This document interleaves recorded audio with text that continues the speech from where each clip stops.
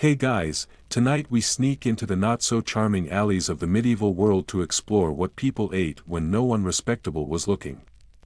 Imagine a street thick with smoke, damp hay underfoot, and the distant clang of a blacksmith's hammer. Somewhere between the pigsty and the church bells, you catch the scent of something vaguely meaty, maybe sweet, or possibly just burnt. You're starving, but also just a little concerned.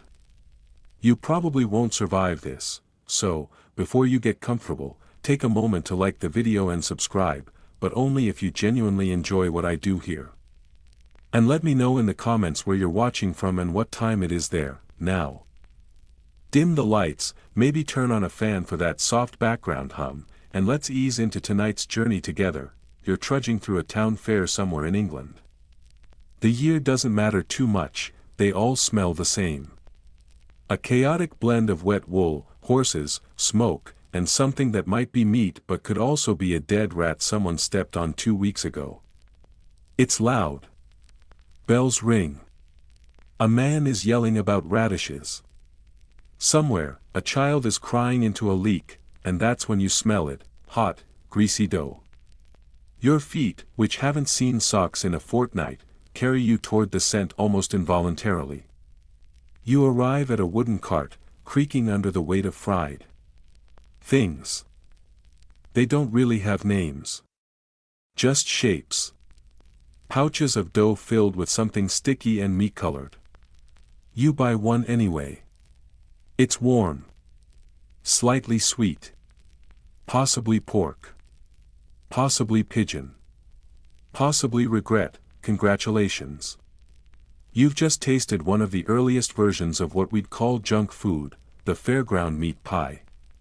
Historians argue whether these pies were truly portable meals or more like medieval garbage disposals in pastry form. Either way, they were cheap, fast, and didn't ask too many questions. Nearby, a different cart sells fritters. They're blobs of dough deep-fried in old lard and rolled in crushed herbs or sugar, if you're lucky.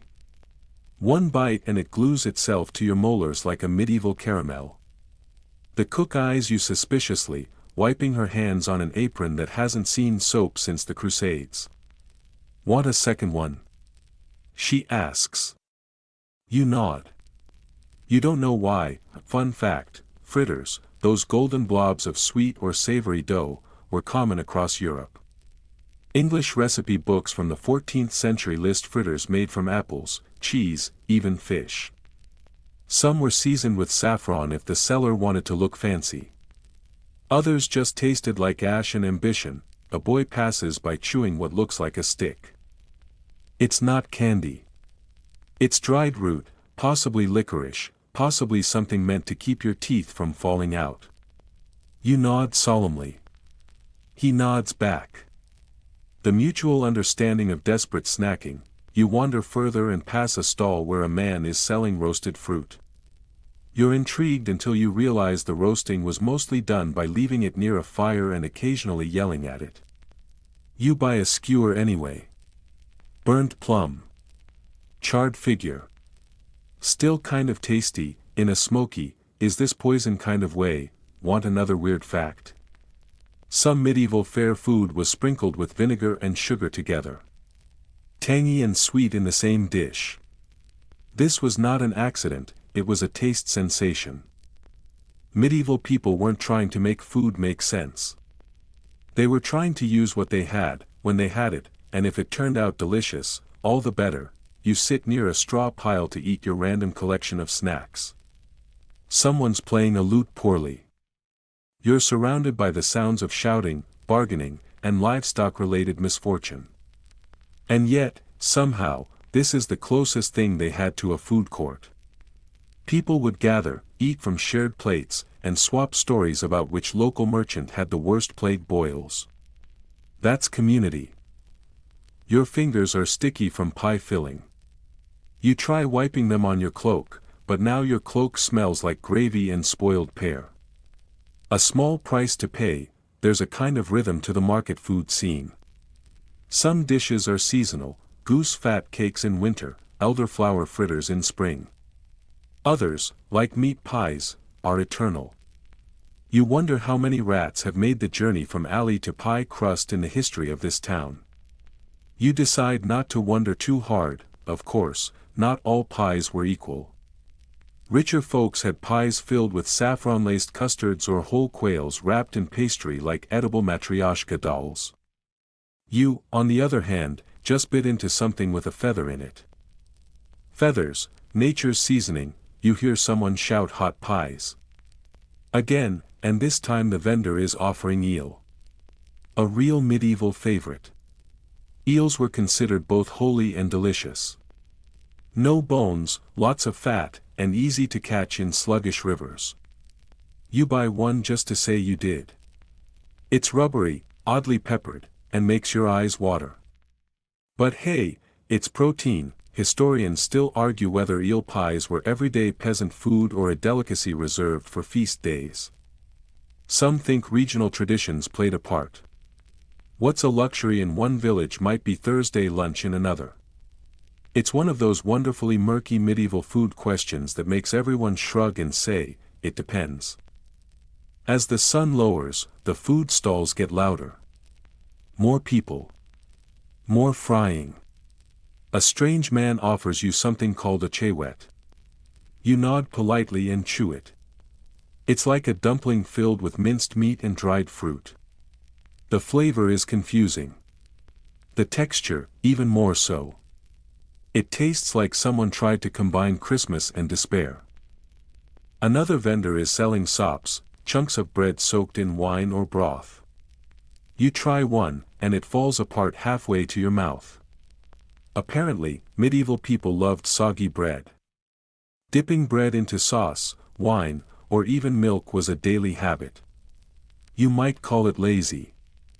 They called it surviving without cutlery. Someone walks by offering candied nuts, which are just almonds roasted in honey and rolled in cinnamon bark.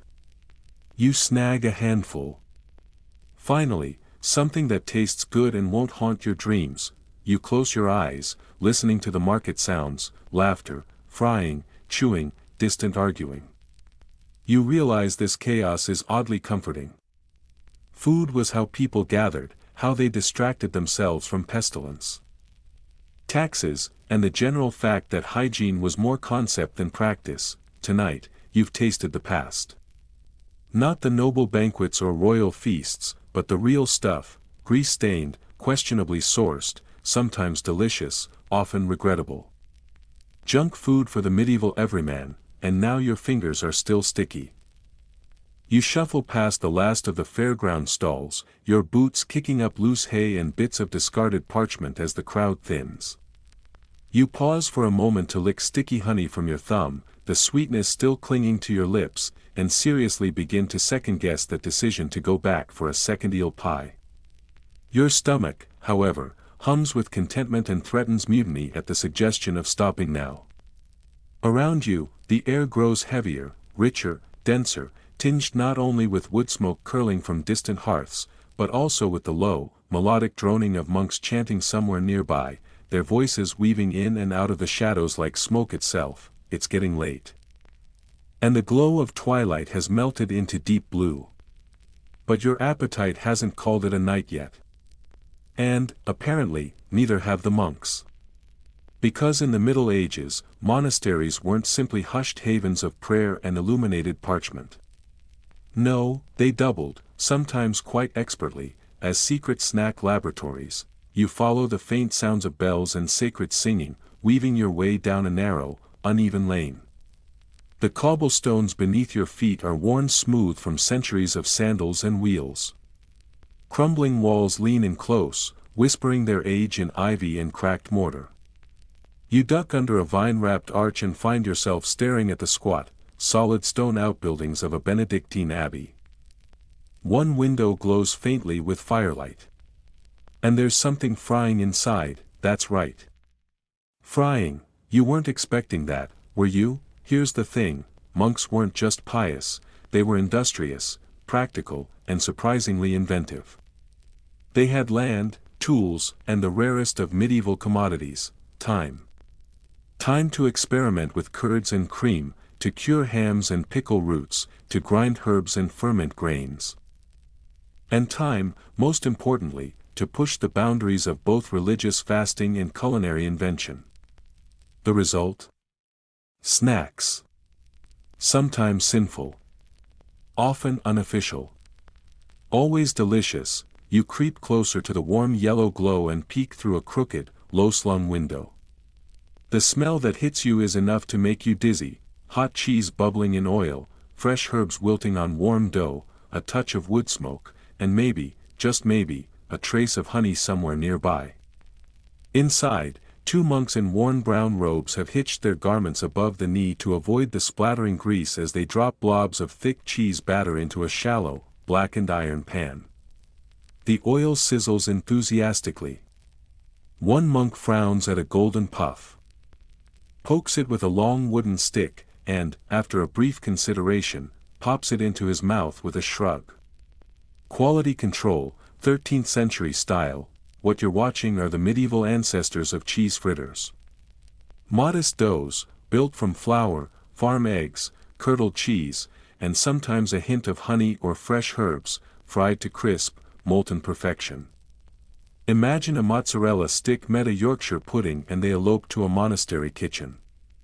And these weren't just indulgences for the cloistered elite.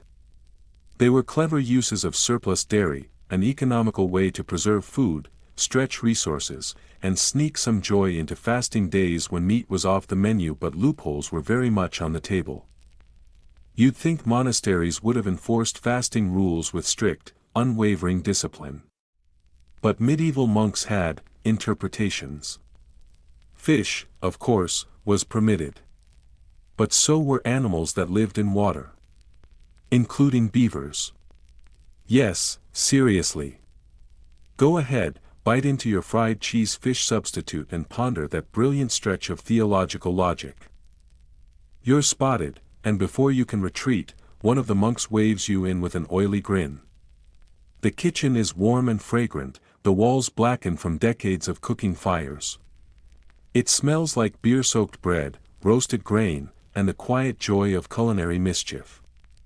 A third monk, cheeks flushed and slightly glassy-eyed, is carefully bottling ale into thick greenish glass flasks. He smiles at you with the practiced serenity of someone 1.5 drinks into a religious revelation, and offers you a sip. You take it. It's dark, sweet, and unexpectedly fizzy. Monastic beer, brewing wasn't just a side project for monks, it was a spiritual calling. When water was unsafe, which was most of the time, beer offered a safer, tastier, and often stronger alternative. The alesh brewed here varied from weak small beer, intended for daily sipping, to thick, potent, malt-rich brews reserved for feast days, guests, and particularly intense bouts of spiritual reflection. Or indigestion. Or plague. The lines were blurry, you take another swig and feel the warmth rush to your cheeks and toes. Stronger than the eel pie by far, in the far corner, a massive wooden table groans beneath the weight of jars and bundles. There's honey in clay pots, spice blends wrapped in linen, dried fruit strung like garlands, and mysterious vegetables bobbing in brine. It's a medieval pantry masquerading as an apothecary. This was a monastic marketplace.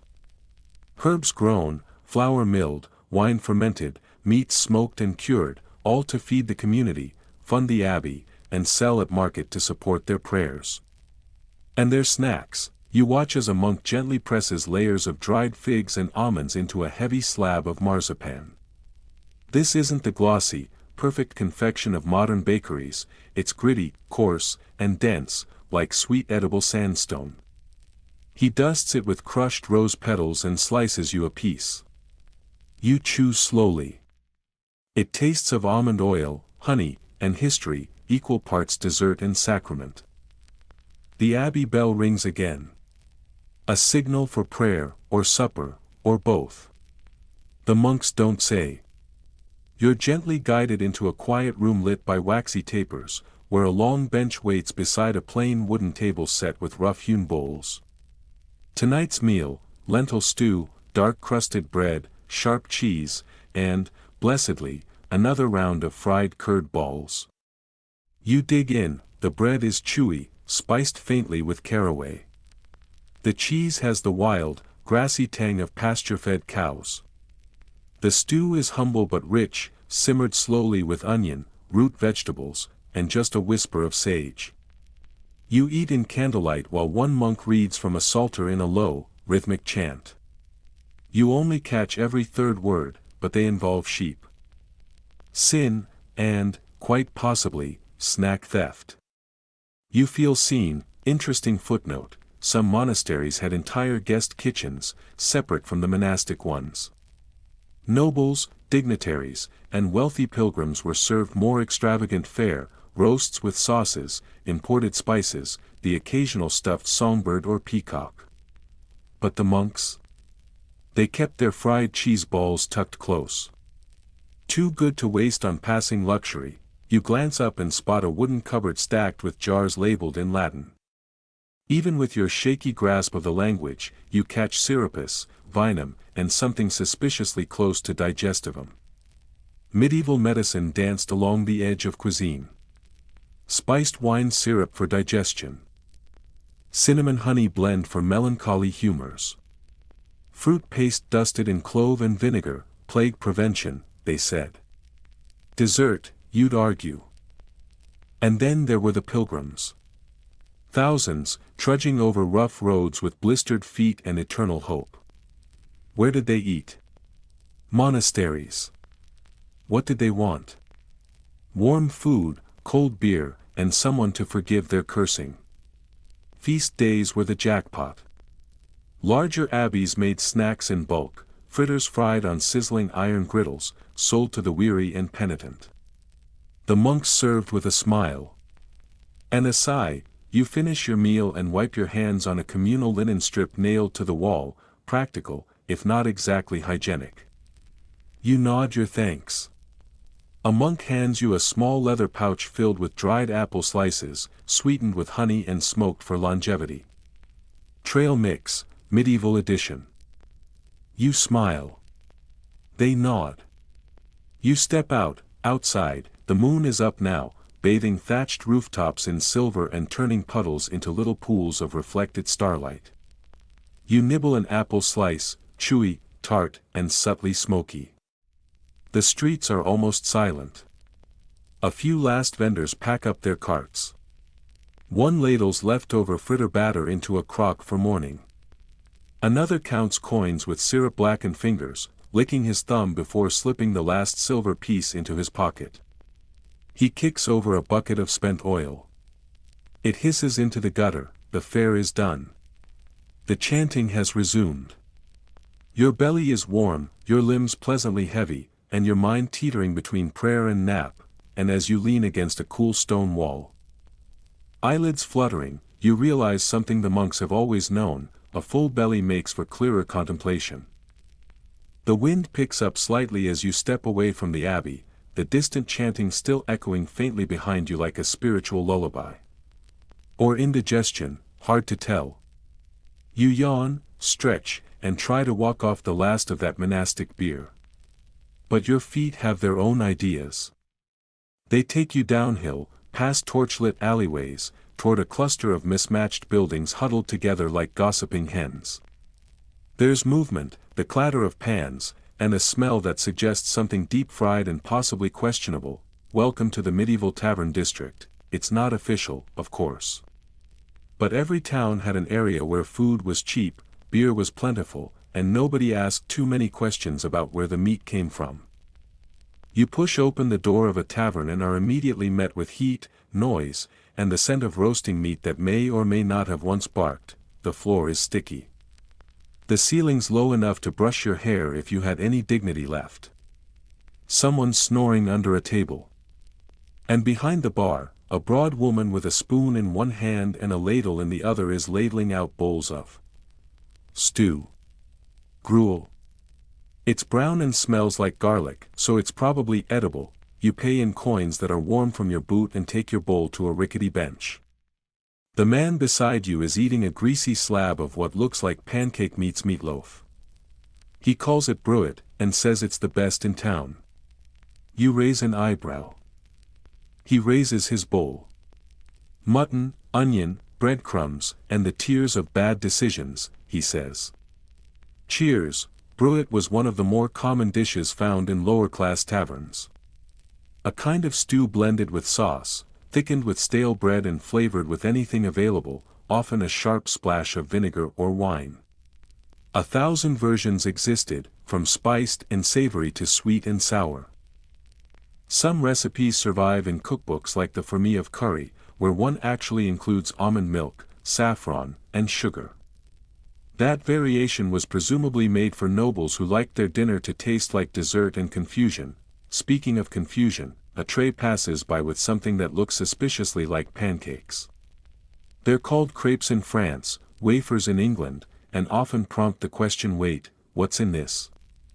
In general, they're flat, thin, and sometimes filled with jam, cheese, or mincemeat.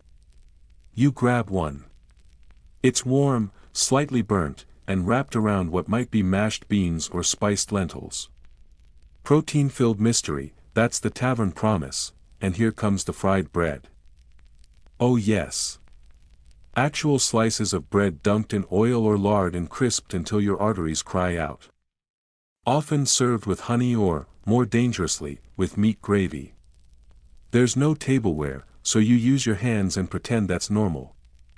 Because it is, one guy's gnawing on something on a stick. Meat? Possibly. A hunk of salted pork, charred at the edges, or maybe a sheep's organ, depending on what day it is. Medieval taverns favored skewered food because it was portable, easy to cook, and required very little cleanup. You take one bite and realize the stick is the cleanest part of the meal. Over at the hearth, a young boy is cranking a spit. On it turns a lumpy sausage ring, glistening and sputtering with fat. Sausages, by the way, were the fast food of choice in cities. Ground meat, of questionable origin, stuffed into intestine casing, you don't want to ask whose, and cooked over flame. The rich ate seasoned, fragrant versions. The poor got scraps stuffed with barley and hope. Quirky fact, some taverns mixed blood into the sausage. This wasn't meant as a creepy twist, but for flavor and texture. Think early black pudding, if you dare. The French called it boudin noir. You call it brave. Someone shouts for ale, and the innkeeper bangs a wooden mug onto the table with more enthusiasm than sanitation. Ale here isn't like the monastic brew. It's lighter, foamy, and sometimes tastes like sour barley tea. That's because most towns brewed ale without hops, which hadn't yet spread through Europe.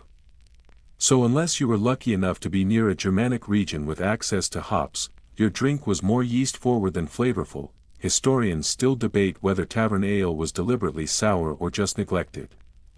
Was it an acquired taste or a mistake fermented into popularity? Hard to say. You take a sip. It tastes like wet bread and ambition.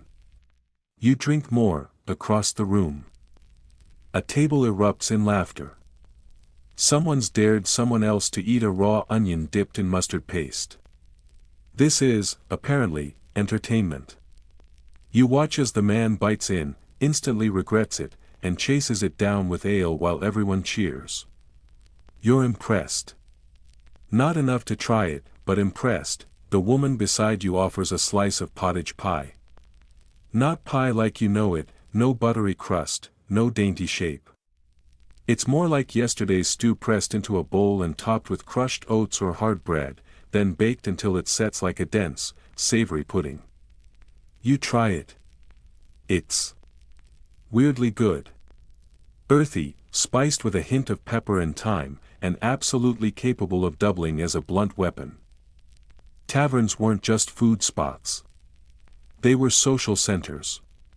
You'd come here to eat, sure, but also to share news, gossip, make deals, or hear a badly sung ballad about a king who was probably drunk for most of his reign. You glance toward the fireplace, where a young man is tuning a broken lute. The room braces for mediocrity. Back to the food. A basket arrives with roasted chickpeas, tiny, crunchy, and seasoned with salt and vinegar.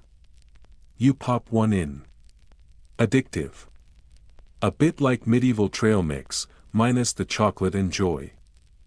Chickpeas and lentils were common fillers, especially when meat was scarce. Fry them, salt them, serve them in taverns, they were cheap, filling, and perfect with ale. Someone shouts about green cheese, and everyone laughs. It's not a joke, it's a real thing. Fresh cheese, made with unresolved curds, soft and spreadable like modern ricotta. Sometimes actually green with herbs, sometimes just suspect. You spread a little on a flat wafer and bite down. Sharp, creamy, faintly grassy. Not bad.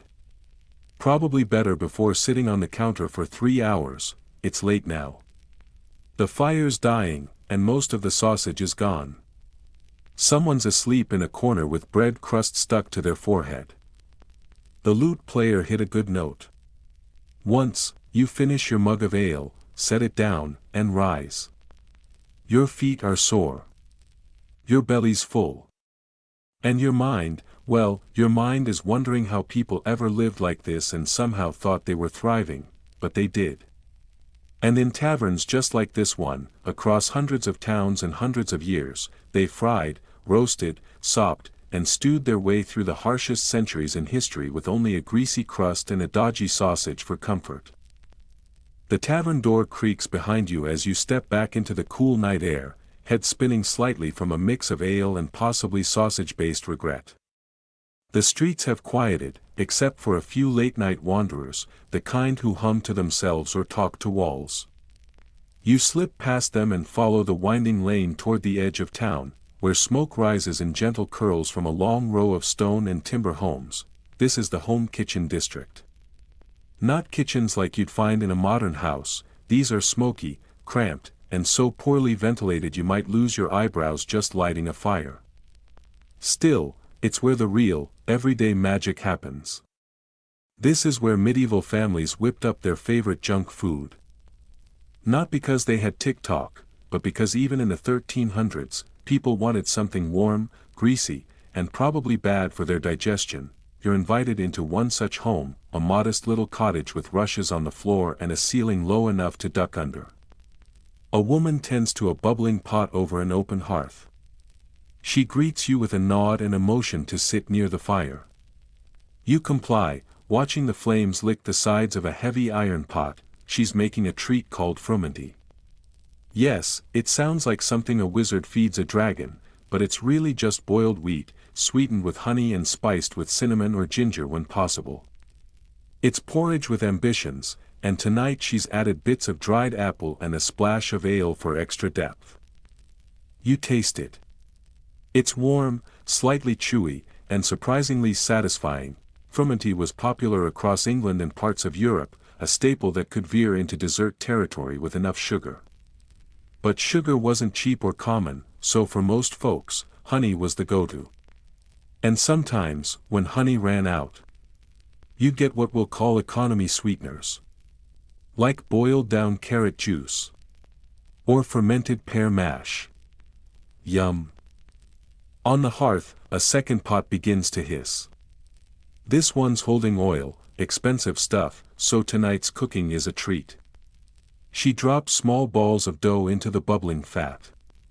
The scent is incredible, yeasty, toasty, with a hint of sweetness. These are fritters, made from flour, eggs, and milk when available. Sometimes fruit got folded in, like chopped apples or plums. Sometimes cheese. Sometimes.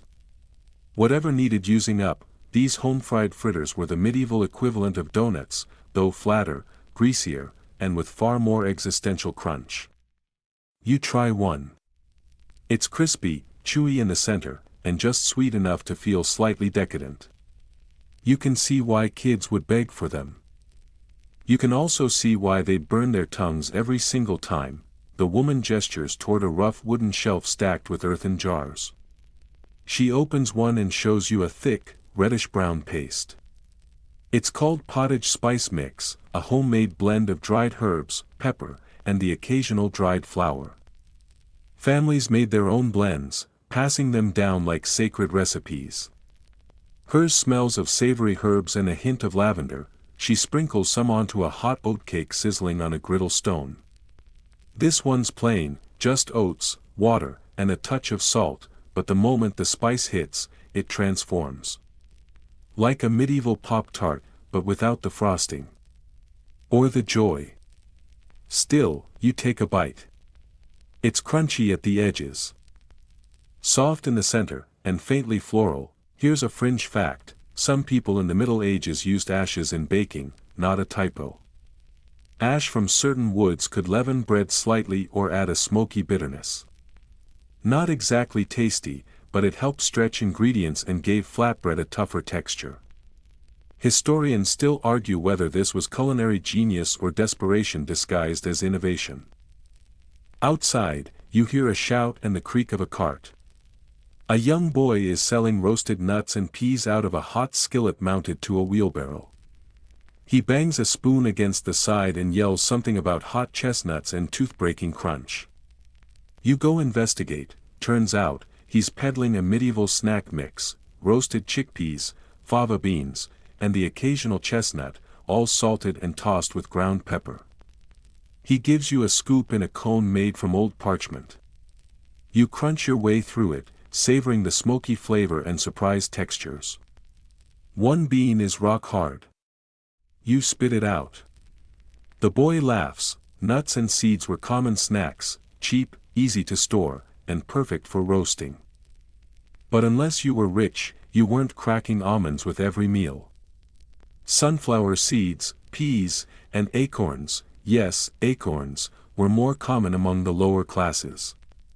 Some had to be soaked and leached to remove bitterness. Time-consuming, yes. But once fried, delicious. You walk along the back alley behind the cottage, where another family is gathered near a flat stone slab being used as an impromptu griddle.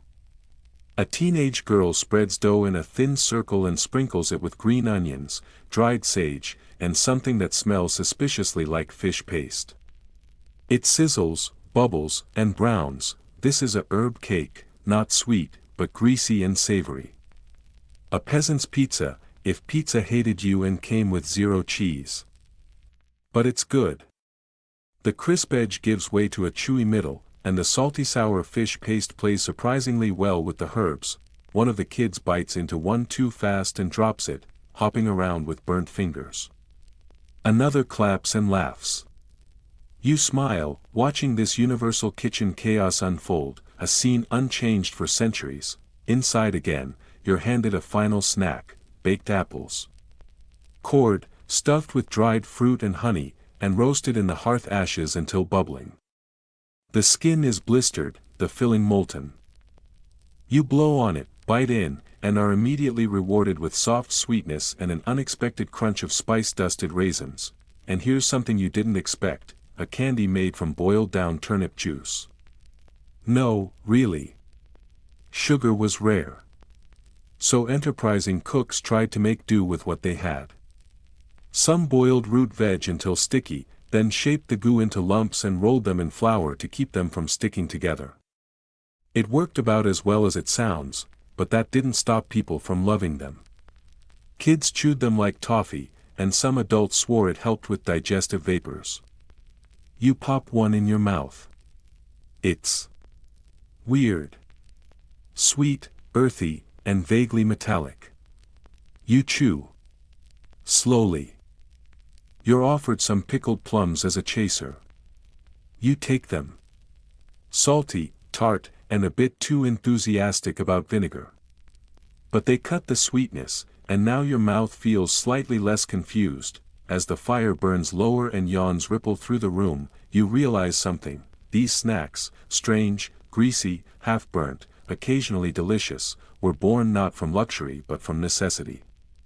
Every bite was an act of invention. A way to stretch ingredients, make kids happy, or just coax a little joy from a world that rarely offered it. You lean back against the cottage wall, belly full and fingers sticky with honey. Outside, the wind rustles the thatch and someone somewhere is yelling about stolen turnips. Medieval home kitchens didn't just feed people, they comforted them. And while you may never crave a turnip caramel again, you'll dream tonight of warm fritters, bubbling pots, and the sleepy hum of oil on the fire. You sleep a little in that smoky kitchen, curled up beside the hearth with the comforting ache of a full stomach and your face still faintly dusted with flour. But before long, the rooster crows, or maybe it's just a merchant shouting about turnip prices again, and you're on your feet, stretching beneath the low beams of the cottage. The day begins, not with eggs and toast, but with bustling streets, clattering carts, and the growing scent of market day. Yes, today you're heading into the real heart of medieval street food, the public market, where junk food goes full hustle. The town square is already a maze of stalls, booths, barrels, and baskets. A small boy nearly runs you down carrying what appears to be a basket of eels. A woman calls out that her pies are still hot, while another haggles dramatically with a cheese vendor over a wheel that looks like it's been through battle.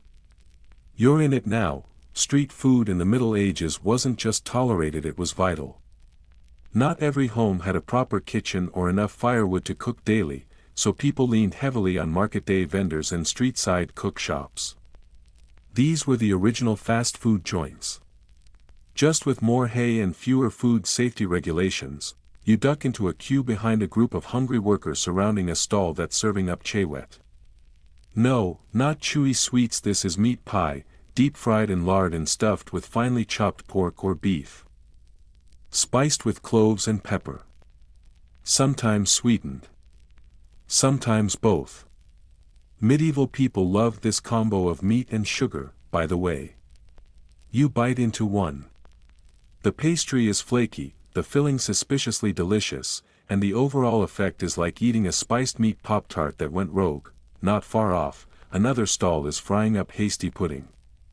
It's a grain mush, usually barley or oats, cooked until thick, then shaped into patties and fried to a golden crisp.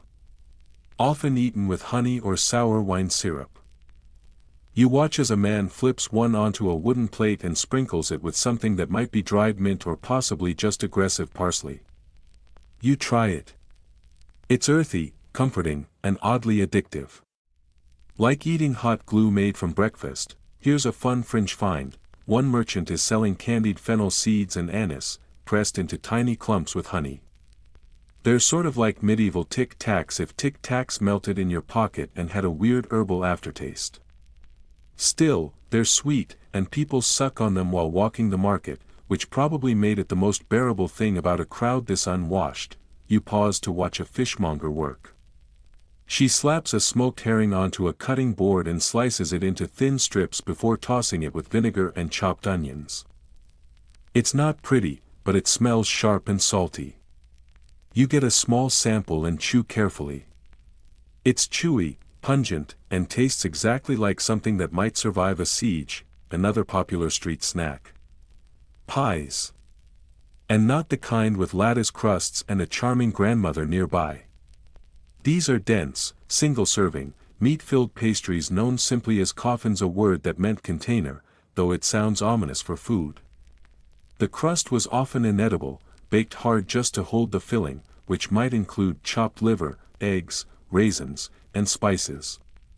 Basically a meatloaf lasagna with a death wish. You try one, break through the top crust, and discover it's warm, savory, and surprisingly nuanced. One bite in, a man nearby says, "Hope you didn't eat the crust."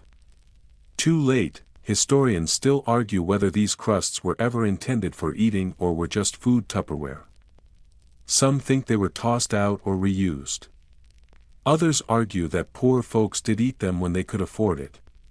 Either way, yours now feels like a medieval brick in your stomach. As you round the corner of the market, a cloud of steam engulfs you. A vendor is boiling dumplings in a massive cauldron. These aren't filled with anything fancy, just seasoned bread crumbs, herbs, and maybe bits of dried meat if the seller's feeling generous. They're shaped into golf ball-sized orbs and ladled into wooden bowls with a ladle that's seen better centuries. You taste one. It's dense, heavy, but oddly warming. Like biting into a soft meatball that gave up halfway through cooking. Still, people are lining up. It's cheap, filling, and vaguely flavorful 3 wins on a medieval junk food checklist. Down a side alley, a woman crouches beside a brick oven. She's baking flat rounds of bread topped with garlic, onions, and bits of cheese rind. Not pizza, but dangerously close. You buy one and nearly burn your mouth. The edge is charred, the middle is chewy, and the toppings are aggressively bold. This is no quiet comfort food, it screams flavor, and then you spot it, the candy stall. Not candy as you know it. These are honey-wrapped nuts, ginger confections, and even candied rose petals. One small jar contains what the seller proudly calls suck-it pieces of orange peel and fennel preserved in thick syrup. It's sticky, bright, and floral. You take a tiny bite. It's like eating marmalade made by someone with a grudge, and here's the kicker, some of these candies doubled as medicine. Spiced sugar balls were believed to help digestion. Ginger could calm the stomach. Rose syrup was thought to ease the nerves. You realize that half the medieval junk food aisle was basically edible aromatherapy. A group of kids passes, each with a bit of bread and dripping, a slice of stale bread smeared with cooled animal fat. Sometimes it's plain. Sometimes it's mixed with onion or salt. Think buttered toast, if butter had a beard and smoked a pipe. One kid gives you a bite. It's rich, salty, and slightly chewy. And surprisingly not terrible. Of course, not everything here is edible. Some stalls offer teeth-cleaning sticks, just dry twigs really, breath sweeteners made from dried mint balls, and suspicious potions that promise to make your cheeks rosier or your feet faster. You decline politely and keep munching on a piece of fried barley bread, dipped in honey and dusted with cinnamon, a rare sweet, and a much-needed win. The market winds down as the sun rises higher. Sellers pack up, carting off their remaining dumplings, cold pies, and the last of the sour ale. You wander out, your stomach full of fried things, your fingers sticky with syrup, and your breath now part fish, part garlic, part sugar, and you wonder why don't more people talk about medieval fast food? It wasn't just survival, it was celebration. Colorful, messy, improvised food for people who needed something quick, hot, and comforting. Something to make a hard day feel a little softer, even if just for a moment. You stretch your arms, roll your shoulders, and look for a shady spot to nap. The market may be closing, but your medieval food tour is just beginning. The shade of a large oak near the edge of town calls to you like a whisper, cool, quiet, and just far enough from the garlic-fried chaos of the market. You settle into the grass and let your eyes drift shut. But your rest is short-lived, because something peculiar tickles your nose. Is that cinnamon? From the woods, you blink your eyes open and follow the scent like a cartoon character floating after a pie. Deeper into the forest, you stumble upon something that looks suspiciously out of place. A roadside bake stand tucked beneath the branches, smoke curling from a domed clay oven, and a girl with soot on her cheeks flipping what appears to be pastry. This is no ordinary field trip. You've wandered into the realm of traveling food, that grab-and-go goodness meant for medieval people on the move. Pilgrims, peddlers, mercenaries, and messengers all needed one thing more than faith or swords, snacks that could survive the road. The girl offers you a triangle of baked dough. It's dry, tough, and tastes like it resents your teeth, but it's filled with spiced lentils and onions. Surprisingly, it's not bad. This is a travel pie, designed for durability, not delight. The crust acts as armor against time and grime. Some travelers even kept theirs in satchels for days, biting through dust and distance like ancient astronauts chewing food tubes. Most medieval road food came in 4 categories: dense, dry, pickled, or fermented. First up is hardtack. You may have heard of it in naval terms, but land-based folks used it too. A biscuit baked so hard it could break your teeth before it spoiled. One traveler wrote that soaking it in ale was the only way to avoid bleeding gums. You try a bite. You immediately regret it. It's like chewing a pottery shard. To go with it are dried peas and beans, soaked overnight in river water and stewed over campfire coals. Not glamorous, but they didn't rot, and they gave you just enough strength to keep walking without collapsing in a melodramatic heap. You walk along a dirt path where a group of pilgrims rest beside a fire. One woman stirs a thick, pasty mass in a pot. She tells you it's traveler's mash, breadcrumbs, wild herbs, and bits of dried fish pounded into a paste and heated with water and oil. You blink at her. She offers you a spoon. You accept with quiet dread. It's edible. The herbs do some heavy lifting. Nearby, a man unwraps what looks like a little cheese wheel, but it's dried apple slices mashed with mint and pressed into a puck. Keeps forever, he boasts. Good for digestion. Terrible for conversation. You chew one. It's tangy, leathery, and oddly good. Here's a fringe favorite: leather bottles filled not with wine or water, but thick beer porridge. Yes, they mixed beer, oats, honey, and sometimes raw egg, then let it ferment slightly. Shake it. Sip it. Survive. It was like a medieval smoothie. If smoothies tasted like warm regret and daring, historians still argue whether these drinks were a food supplement or just another excuse to start drinking before noon. You take a cautious sip and instantly feel the warmth spread to your fingertips. It's energizing, yes, but so is swallowing fire. You pass a saddlebag sitting near a road-worn donkey. Inside are flat, unleavened oat cakes wrapped in wool. No mold, no fuss, just durable carbs. And next to them is a pouch of dried goat jerky, heavily salted and smoked over weeks. One bite makes your lips pucker, but you have to admit it travels well. Further along the path, you see someone scraping honeyed nuts into cloth bundles. These are travel treats, luxuries for longer pilgrimages. If you had coin, you'd pack dried cherries rolled in honey and flour, or even tiny ginger bites wrapped in wax. If you were broke, you just hoped your neighbor overpacked and got generous. Sometimes entire inns prepared road cakes, dense loaves of rye or barley bread mixed with dried onions, pork fat, and sometimes even cheese, baked until hard. They lasted for weeks and were basically the granola bars of the era, minus the crunch. You chew one. It's spongy, salty, and solid. That's all.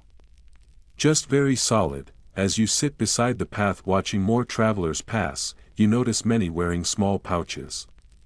Some hold dried herbs like rosemary or lavender to chew and calm the nerves. One traveler gives you a nibble of something he calls pilgrim's paste. A gum made of pine resin and crushed mint. You chew it experimentally. It's like a forest is punching your tongue. There's also the strange, fringe category of spiritual snacks. Monks on pilgrimage sometimes carried sacred biscuits made with holy water and pressed with symbols. More for protection than nutrition, but hey, if the biscuit keeps demons and hunger away, win-win. You trail behind a caravan and catch sight of something shocking: cheese. A small wheel, heavily smoked and wrapped in waxed linen. A merchant breaks it open and slices off a piece. It's hard, sharp, and wonderfully funky. Traveler's cheese, he tells you. Won't spoil unless you leave it in your boots. Good tip. You ask about vegetables. Dried, pickled, or not at all, a woman shrugs. She shows you a cloth roll with strips of dried carrot and parsnip, thin as ribbons and seasoned with salt. You try one. It snaps like a chip and tastes like earthy paper. But you admire the effort. Suddenly, someone runs past yelling, "Mutton pasties at the inn." You follow. The village inn is bustling with road-weary souls inhaling travel pies, stews, and mugs of something hot and mildly alcoholic. The innkeeper hands you a bowl of thick barley stew with a slab of bread. It tastes like warmth and relief. This too was travel food. Inns dotted popular roads, offering quick, hearty fare that could be cooked in big batches. Some even specialized in regional speed eats, like blood pudding wrapped in cabbage leaves, or fried turnip cakes dipped in garlic vinegar, you sit by the fire and realize something: medieval travel food wasn't glamorous, but it was clever. Built for motion. For survival, for resilience. People didn't need fancy, they needed food that could survive 100 miles in a saddlebag and still taste like something. You wipe your hands on a napkin made of old linen and look out the window. Tomorrow you'll continue your journey. But for now, you're full of road cakes, beer porridge, and far too many dried apples. Sleep is already tugging at your eyelids, and the inn's fire is crackling softly. You wake in the inn with the unmistakable smell of smoked meat and boiled cabbage curling through the rafters. Your neck is stiff from sleeping on a bag of barley, and someone is snoring like a disgruntled ox in the next bed. But the food lingers in your memory: travel pies, road stew, and that beer porridge that still might be fermenting in your stomach. As you roll off your makeshift mattress, you hear bells in the distance. Not church bells, kitchen bells. Today's journey leads not along winding paths or busy markets, but deep into the sanctified, spice-scented corridors of the medieval monastery. Welcome to a place where the silence is thick, the prayers are rhythmic, and the food is surprisingly indulgent. Yes, monastic meals may not sound like junk food at first glance. But get cozy, because behind the fasting and the chanting, monks were quietly living their best foodie lives. You pass under an arched stone doorway and into a cool, echoing cloister. The air smells of old parchment, rosemary, and something baking. A sleepy-looking monk nods at you and waves you toward the refectory, the dining hall. You try to keep quiet, but your stomach growls like a heretic in court. Breakfast, or rather collation, was often modest. Maybe a hunk of rye bread, some weak ale, and dried fruit if you were lucky. But the real culinary drama began at dinner. Especially on feast days. Or saint days. Or Sundays. Or, Wednesdays, when someone found a mushroom shaped like a cross. Inside the kitchen, monks bustle with purpose. Someone stirs a massive pot of vegetable pottage, a humble mix of leeks, onions, herbs, and legumes. But beside him, another monk is artfully layering custard into a crust, sprinkling it with saffron and sweetened almond milk. Penance, he says with a wink. But delicious. See, medieval monastic rules were all about modesty, but they were also full of loopholes the size of a bread oven. The rule of Saint Benedict limited monks to 2 meals a day, no red meat, and limited wine. But it didn't say anything about sugar. Or cheese. Or how many courses you could cram into a single modest meal. One widely used workaround: fish. Red meat was forbidden, but fish, especially freshwater fish, was allowed. And boy, did monks take that invitation seriously. Trout, pike, eels, even lampreys, which look like something from a horror movie and taste like fish-flavored jelly. Monasteries had their own ponds just for breeding these slippery delicacies. You're handed a dish of lamprey pie. The monk tells you it's traditional, especially for Lent. You take a bite. The crust is flaky. The filling is gelatinous. You chew slowly, smiling politely. The monk grins. Acquired taste, he says. Understatement of the century. Another table offers cheese tarts, crusty little pastries filled with curd cheese, eggs, saffron, and honey. A kind of medieval cheesecake with big Sunday brunch energy. One bite, and you understand why monks weren't too eager to simplify their diets. It's creamy, sweet, and golden. You eat too. Fringe fact for you: some monks brewed spiced wine, not just for mass, but for medicine and morale. Mixed with cinnamon, cloves, pepper, and sometimes violets. These concoctions blurred the line between holy tonic and mulled party drink. You're handed a sip of Hippocras, and suddenly your mouth feels like it's been blessed and burned in equal measure. At the next station, fritters. Yes, fritters.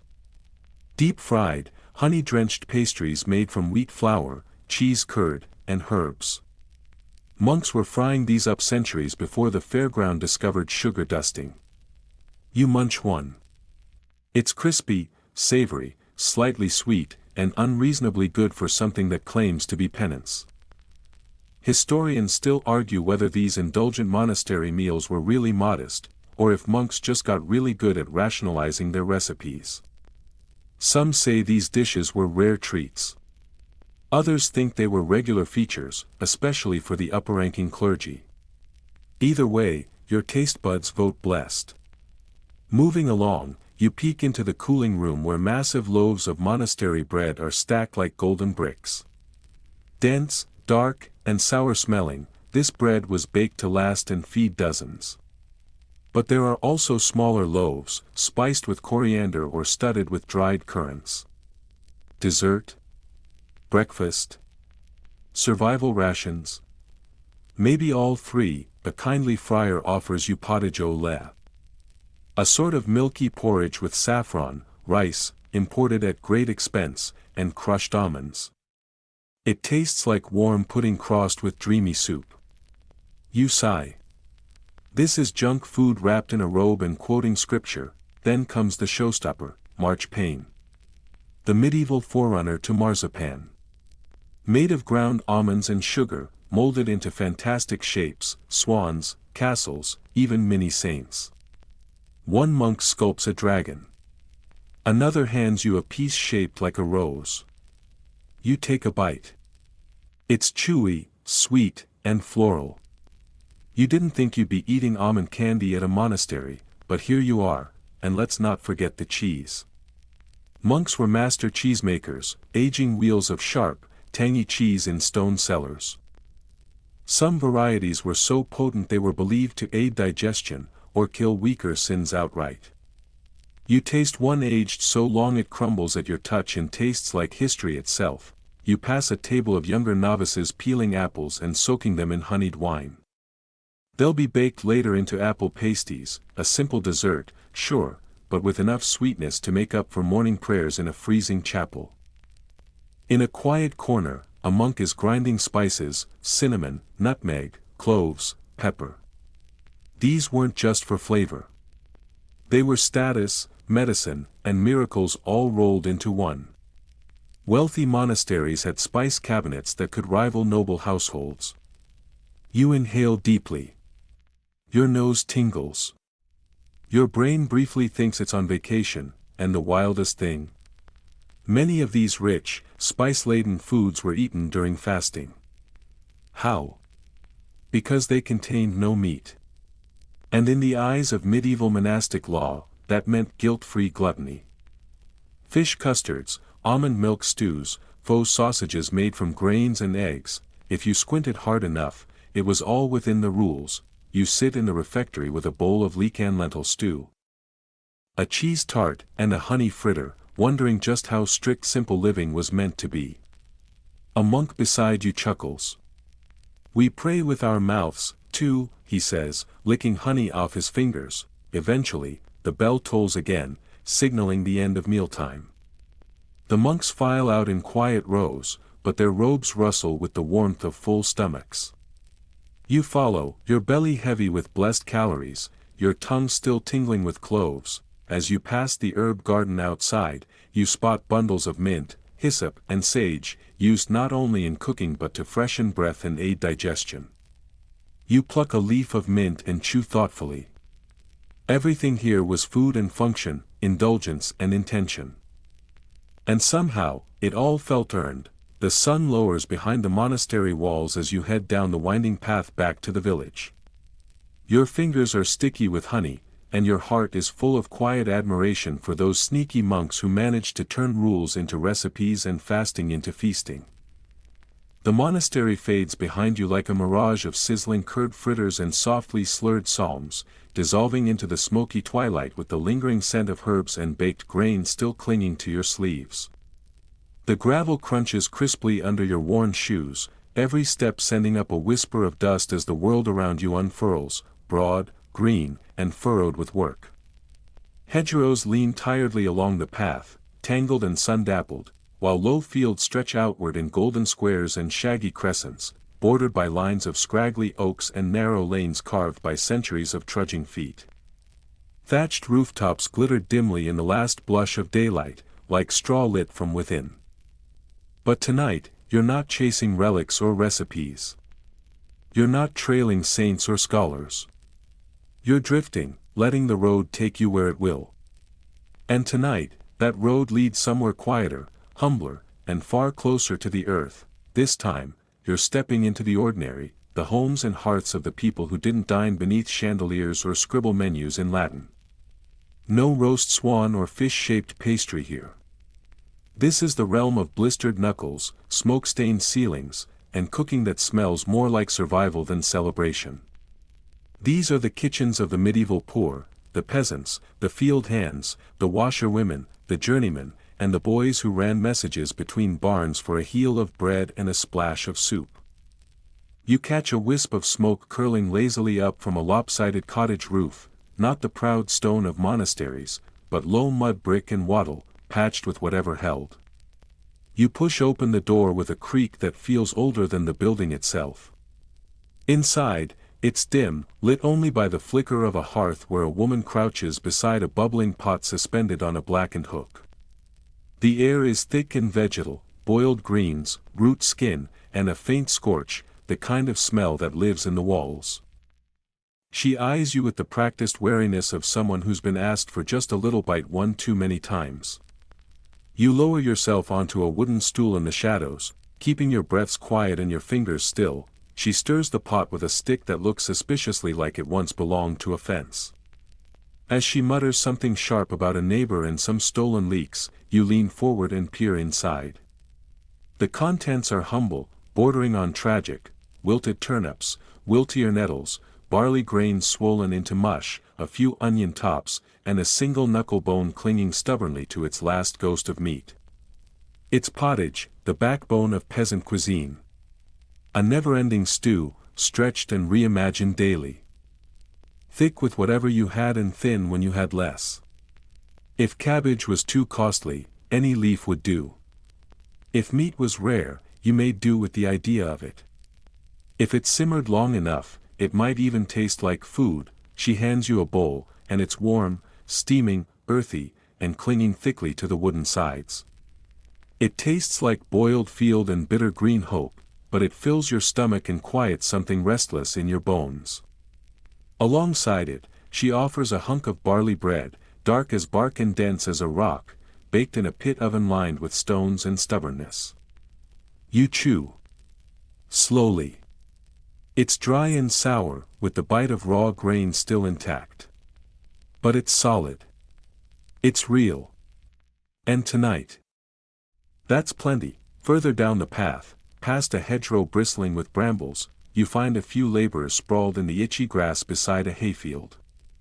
One man tears into a lump of dried black sausage, holding it like treasure. Blood, oats, fat, he mumbles, chewing noisily. Best cold. With cider. Or not at all. You break off a piece. It's sharp and iron-heavy, like onions made of metal and ash, but it stays with you. You can't quite say it's good, but it's undeniably something. You settle beneath a tree, gnarled and half-hollow, and watch another worker unwrap a slab of pale cheese from an old cloth. It's hard, ringed with rind, and speckled in a way that probably isn't intentional, aged beside livestock in damp air. He nibbles reverently. No jesting, no sharing. It's his. And in a world where nothing came easy, that makes it sacred, here's your truth for the night. While kings gorged on peacock and nobles dined behind gold-rimmed plates, most medieval lives played out over stew pots and rough loaves. Coarse grains, root vegetables, lentils, pulses, and scraps, that was the real diet. If you were lucky, something had died nearby.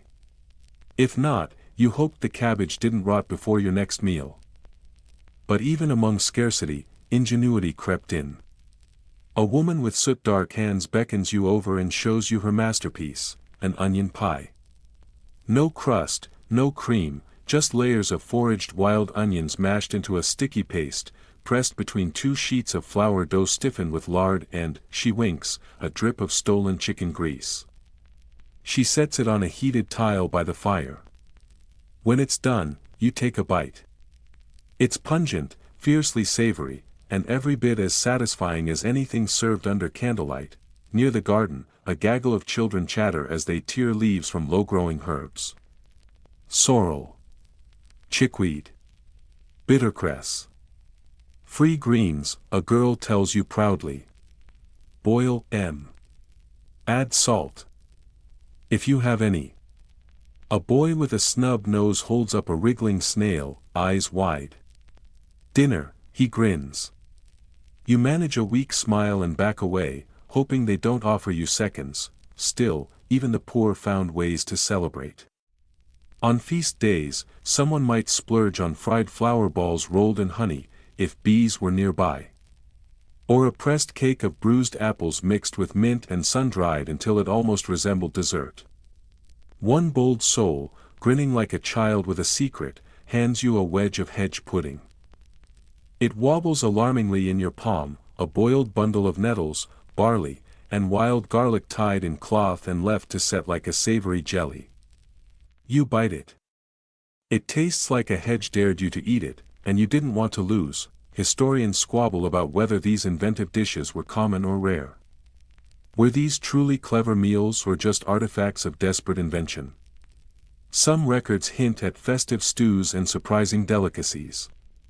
Others whisper of years so lean people gnawed bark, soaked acorns, or boiled grass until it softened into misery. You sit with both ideas. Because in truth, medieval life was never one thing. Joy and hardship were stitched tightly together, like seams on a worn-out tunic. Inside another cottage, dim and warm, someone stirs a pot of beer soup, yes, beer. Ale thinned with broth, thickened with crumbled bread, and flavored with whatever herbs hadn't wilted to dust. You sip carefully. It's sour, spicy, and unexpectedly comforting, like grief with a splash of optimism. Then there's the rare treat, frumenty. Wheat boiled in milk or broth, stirred with honey, dusted with cinnamon if fortune smiled. It was celebration food, for weddings or holy days. Tonight, someone ladles you a portion. It's soft, sweet, and gentle on the tongue, like memory melted into porridge. In a shadowed corner by the fire, a teenage girl nibbles something wrapped in linen. You ask. She unwraps it, a single clove of garlic, soaked in oil and nibbled slowly. Keeps away illness, she says. Then she smirks. Also keeps away boys. You laugh. She does not, and then there are the survival foods. Roasted acorns, powdered into bitter cakes. Fried bean patties, dense and dry. Frogs skewered and crisped if the river was generous. Fringe snacks to modern eyes, but once, just Tuesday, the night deepens. Homes gather their shadows close. Families curl around the hearth, bowls and laps, their breath mingling with steam. It's not grand. It's not easy. But it's shared. And it's enough. You step out, stomach stretched with onion pie, barley glue, and ale-thickened soup. The village glows faintly behind you, small fires flickering in windows like tired stars. As you walk, your steps fall in time with something older than memory, a rhythm built not from feasts, but from survival. Not from luxury, but from stubborn, smoke-scented grace. Tonight, you haven't feasted like a king or sipped like a monk. You've eaten like the world really did, with dirt under your nails, hope in your bowl, and hunger transformed, bite by stubborn bite, into something like sustenance, into something like life. Dawn seeps in through the trees like spilled cream, and the dirt path under your feet turns gravelly again. You've walked off the barley stew and mystery sausage, mostly, though your stomach still grumbles with the suspicion that it may be digesting a pebble. Today, though, it's not about meals. It's about munchies. Street food. Fair snacks. That delightful little corner of medieval life where the rules were suspended, the food was portable, and nobody cared if it dribbled down your chin. You follow the sound of voices, laughter, clanging pans, maybe a pig squealing in the distance. And then you see it, the local market square. It's not huge, not fancy. The stalls lean slightly like they've had too much ale. And the whole place smells like a dream if your dream includes onions, sweaty cheese, and a whiff of livestock. Street vendors here are the unsung culinary heroes of the medieval world. Sure, their hygiene standards were more hope and a prayer than certified safe, but they knew how to fry a fritter, ladle a stew, and hawk a skewered lark like nobody's business. First stop, a cart labeled hot pasties. A boy no older than 12 thrusts one at you. It's steaming, misshapen, and smells divine. Inside, mashed peas, leeks, maybe a shred of bacon if the cook was feeling generous. You bite into it, and molten goodness scalds your tongue. Worth it, these hand pies were the fast food of their day. Crusty on the outside, full of whatever was left in the larder. Mushrooms? Sure. Boiled eggs and raisins? Sometimes. You didn't ask. You just ate. And if it was warm and didn't have visible fur, it was considered safe. Next, a man with very few teeth and a smile that could sell anything holds up a deep-fried fritter. Sweet cheese and rosewater, he croaks. You hand over a penny and bite in. It's crispy, creamy, floral, and absolutely unexpected. Your fingers glisten with grease and joy. Street food was everywhere, towns, festivals, fairs, pilgrim routes. Not everyone had a hearth at home, and sometimes you just didn't feel like boiling your own turnips again. Vendors filled that gap with portable, often experimental dishes. It wasn't gourmet, but it was hot, flavorful, and eaten with your hands. A medieval burger stand, minus the branding. A woman walks by offering skewers of roast meat, pigeon she claims, but you eye it suspiciously. Could be anything with legs. Could be squirrel. Could be hope on a stick. You take one anyway. It's smoky, peppered, and suspiciously chewy. But it's food. And food with spice. That's a win. Here's a mainstream fact: urban centers like London, Paris, and Florence had dozens, sometimes hundreds, of food stalls lining their streets. Baked goods, fried fish, spiced beans, pies, porridge, even pancakes. Yep, medieval pancakes. Sometimes stuffed with herbs, sometimes topped with syrupy vinegar and crushed nuts. You wander past a stall selling black pudding slices, a blood sausage staple, cooled and served cold with mustard. Not exactly refreshing, but oddly satisfying in a this might give me iron poisoning or eternal strength kind of way. Then there's the bread cart. Rows of flatbreads, spelt rolls, and seed-covered loaves. You buy a slab of bean bread, made with mashed beans mixed into the dough to stretch the wheat. It's hearty, crumbly, and designed to be chewed thoughtfully while people watch, judging your neighbors. A fringe vendor calls you over. He's got something called gingerbread. Not quite gingerbread like you'd imagine. No little men, no icing. It's a dense block of honey, breadcrumbs, and spices pressed into a mold. It smells like medieval perfume and tastes like someone lit a candle in your mouth and said surprise. You love it. Kids dart past with cones of toasted nuts. Chestnuts mostly, but sometimes walnuts or almonds if the trader got a good deal. They're salted, warm, and satisfyingly crunchy. One girl tries to sell you a single date. Just one. Luxury snack, she whispers. You buy it. It's sticky, sweet, and absolutely worth the dramatic sales pitch. Historians still argue whether this explosion of street food represented true culinary diversity or just poverty-driven necessity. Was it indulgence or improvisation? Gourmet on the go or survival in a bun? Probably a bit of both.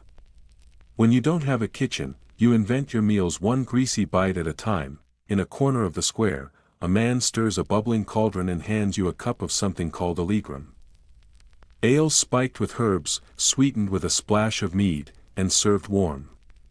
It's halfway between a drink and a potion, and you suddenly feel invincible. Or dizzy. It's a fine line. You stroll by another food cart with apple fritters dusted in a fine layer of powdered rose sugar. That's right, rose sugar. Flowers were all over medieval cuisine, especially in sweets. You bite in. The fritter is warm, the apple soft, and the sugar like a petal dissolved in sunshine. Your cheeks puff with powdered joy, even the poor found joy in this world. On feast days or market Sundays, you might get a slice of honey cake, a mug of warm cider, or even roasted chickpeas spiced with cumin. There was always something being fried. Something being sweetened, something being shoved into a pie. The street food of medieval towns wasn't just a snack break. It was a glimpse into daily life. A baker's grumbling about flour prices. A fishmonger offering eel kebabs. A boy yelling about goose cracklings like they're gold. These little morsels weren't just food. They were social glue, edible gossip, handheld economy. And yes, there were hygiene concerns. No gloves. No refrigeration. No regulations. You might bite into a pie and discover more about the local rat population than you'd like. But the risk was part of the flavor. You ate, you prayed, you hoped. One last stop, a battered table with a cloth covering something steaming. You peek under. Rice pudding.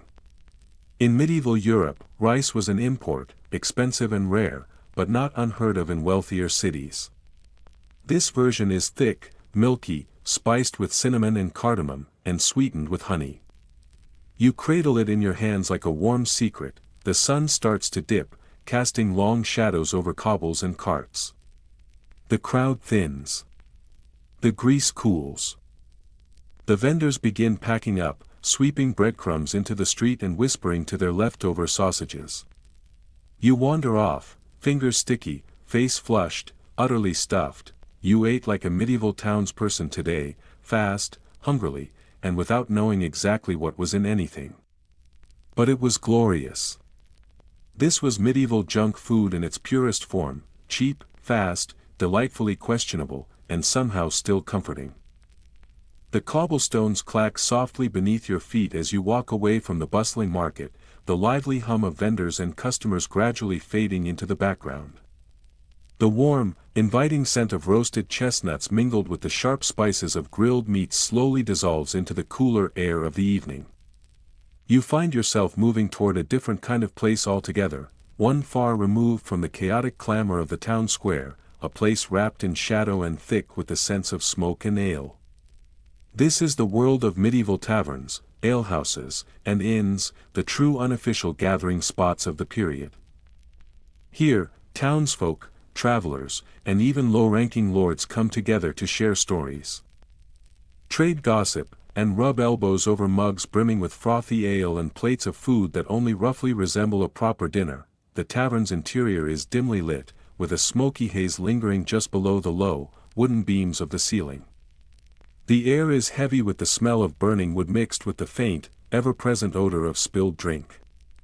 The tables are made of rough-hewn wood, their surfaces scarred by centuries of spilled ale, knife marks, and the occasional cut of dice from countless games played late into the night. A fire sputters and crackles in a small iron grate, casting warm, flickering pools of orange light across the faces of patrons flushed with both drink and laughter.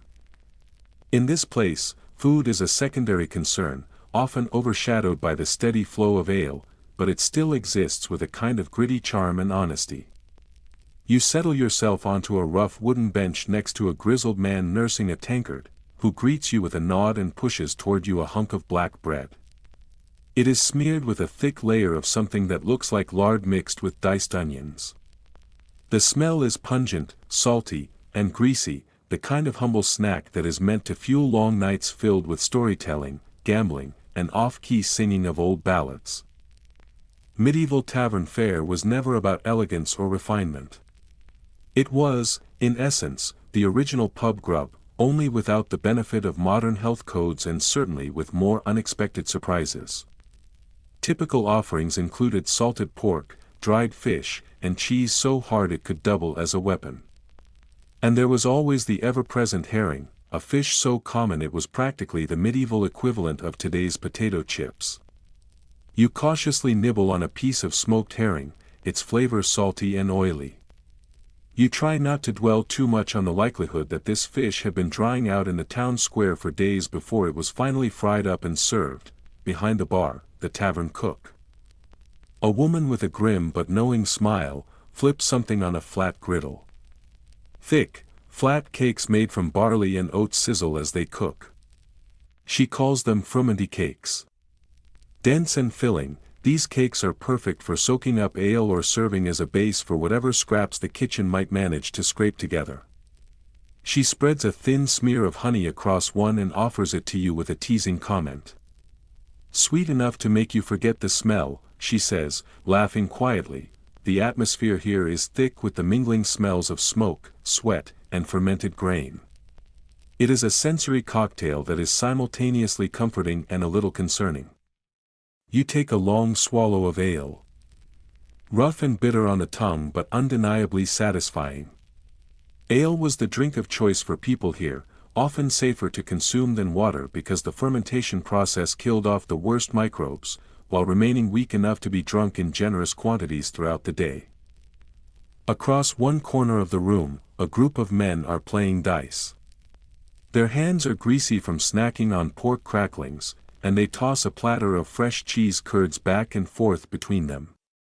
These cheese curds are crumbly and sour, nothing like the aged varieties one might imagine. Instead, they resemble a crumbly cottage cheese that stubbornly clings to your fingers. One of the players notices you watching and offers you a taste. To your surprise, it is a snack you did not realize you might enjoy so much. Suddenly, a tray of fried eels is set down on the table. The long, slick creatures look slightly menacing as they glisten under the dim light. They are coated in flour and fried until their skins turn crisp. You pick one up cautiously and take a bite. It tastes distinctly fishy, naturally, but also salty and surprisingly light. The thought of how these slippery creatures were hunted from muddy rivers adds an extra layer of respect and admiration to the flavor. Here is an interesting tidbit for tonight. In some taverns, travelers could order mead-soaked cakes or wine-poached fruits. Such items might seem rather fancy, but often they were made from whatever scraps the innkeeper had on hand. These small luxuries were more like edible illusions of wealth, a fleeting glimpse of refinement in a world where most days were hard, and the nights even harder. As you sip your ale, you overhear a heated discussion between locals about the best way to prepare pottage. Whether it should be thick enough to stand a spoon upright or thin enough to lap like soup. Even historians today debate whether tavern fare truly reflected peasant diets or if it was simply a watered-down version tailored to suit the tastes of town dwellers. Perhaps the answer is both, or maybe neither. You simply nod politely and pretend you understand the full meaning of pottage. A woman comes by carrying a bowl of onion soup. It is a humble concoction made from caramelized onions and a simple broth. The aroma is sweet and earthy, and when you take a taste, the flavor unfolds slowly, gently warming your throat. This was the kind of comfort food that sustained people in a time before refrigerators, fancy sauces, or Michelin stars. Simple, honest, and deeply nourishing. Nearby, a man cracks open a smoked pig's trotter and gnaws at it with the enthusiasm of a dog. He laughs and invites you to try some. You decline with a smile but admire his gusto. The less glamorous parts of animals, the feet, ears, lungs, were prized for their toughness and rich flavor. This culinary philosophy, known as nose-to-tail eating, was practiced long before it ever became fashionable in modern kitchens. The air in the tavern grows heavier with smoke and laughter, and soon you find yourself swept up in a raucous chorus of off-key songs about knights, lost loves, and tavern brawls. Eating here was as much about the company and ritual as it was about sustenance. To eat alone was unthinkable. Sharing a loaf of bread or a piece of cheese was a silent promise of camaraderie, or at the very least, tolerance. Without warning, someone passes you a small bowl of spiced nuts. Walnuts roasted with cinnamon and a hint of black pepper create a surprising mix of sweet and spicy. It is a reminder that even in grimy, smoky taverns, flavors could play hide and seek across your tongue. You munch thoughtfully, wondering what the banquet of a local lord might taste like in comparison to this humble snack. Before you leave, the barkeep slides a slice of gingerbread across the table. Dense and chewy, it is spiced with cloves and ginger, a rare sweet treat that likely came from a wealthy patron or was saved for a special occasion. It is nothing like the soft gingerbread of modern times, more akin to a medicinal biscuit. But it lingers warmly on your palate with a gentle hint of nostalgia. Stepping back out into the cool night, the tavern's warmth and noise slowly fade behind you. Tonight, you lived the medieval tavern experience in all its rough and smoky glory. It was loud, messy, and rough around the edges, yet surprisingly rich with flavor. It was junk food with history, a messy, delightful indulgence that connected you to a world-long past. The faint clang of distant bells echoes softly through the night air, guiding your steps as you wander away from the tavern's familiar smoky haze. Beneath your feet, the soft crunch of straw breaks the silence, leading you gently toward the quieter outskirts of the village where the night seems to settle thicker and deeper. Here, just beyond the reach of flickering torchlight and raucous laughter, you find yourself standing in the shadow of the monastery walls. It is here that the story of medieval junk food takes an unexpected and curious turn. This is the place where the sacred traditions of monastic life meet the humble art of snacking, and where monks and nuns experimented with edible alchemy. Creations so unusual and refined that even the most streetwise vendor in the market square would not dare to attempt them. Monastic life, as you have heard many times, was famously strict and disciplined. The daily routine was marked by long hours of prayer, laborious work, and often fasting that tested the body's limits. Yet, when those rare and special feasts arrived, whether on the occasion of a saint's day, an abbey anniversary, or another holy celebration, the food offerings were transformed. You can almost imagine the monks whispering quietly in the kitchen, plotting and perfecting dishes that were at once humble and heavenly. Their culinary creations were not merely sustenance but edible expressions of divine mercy and creative devotion.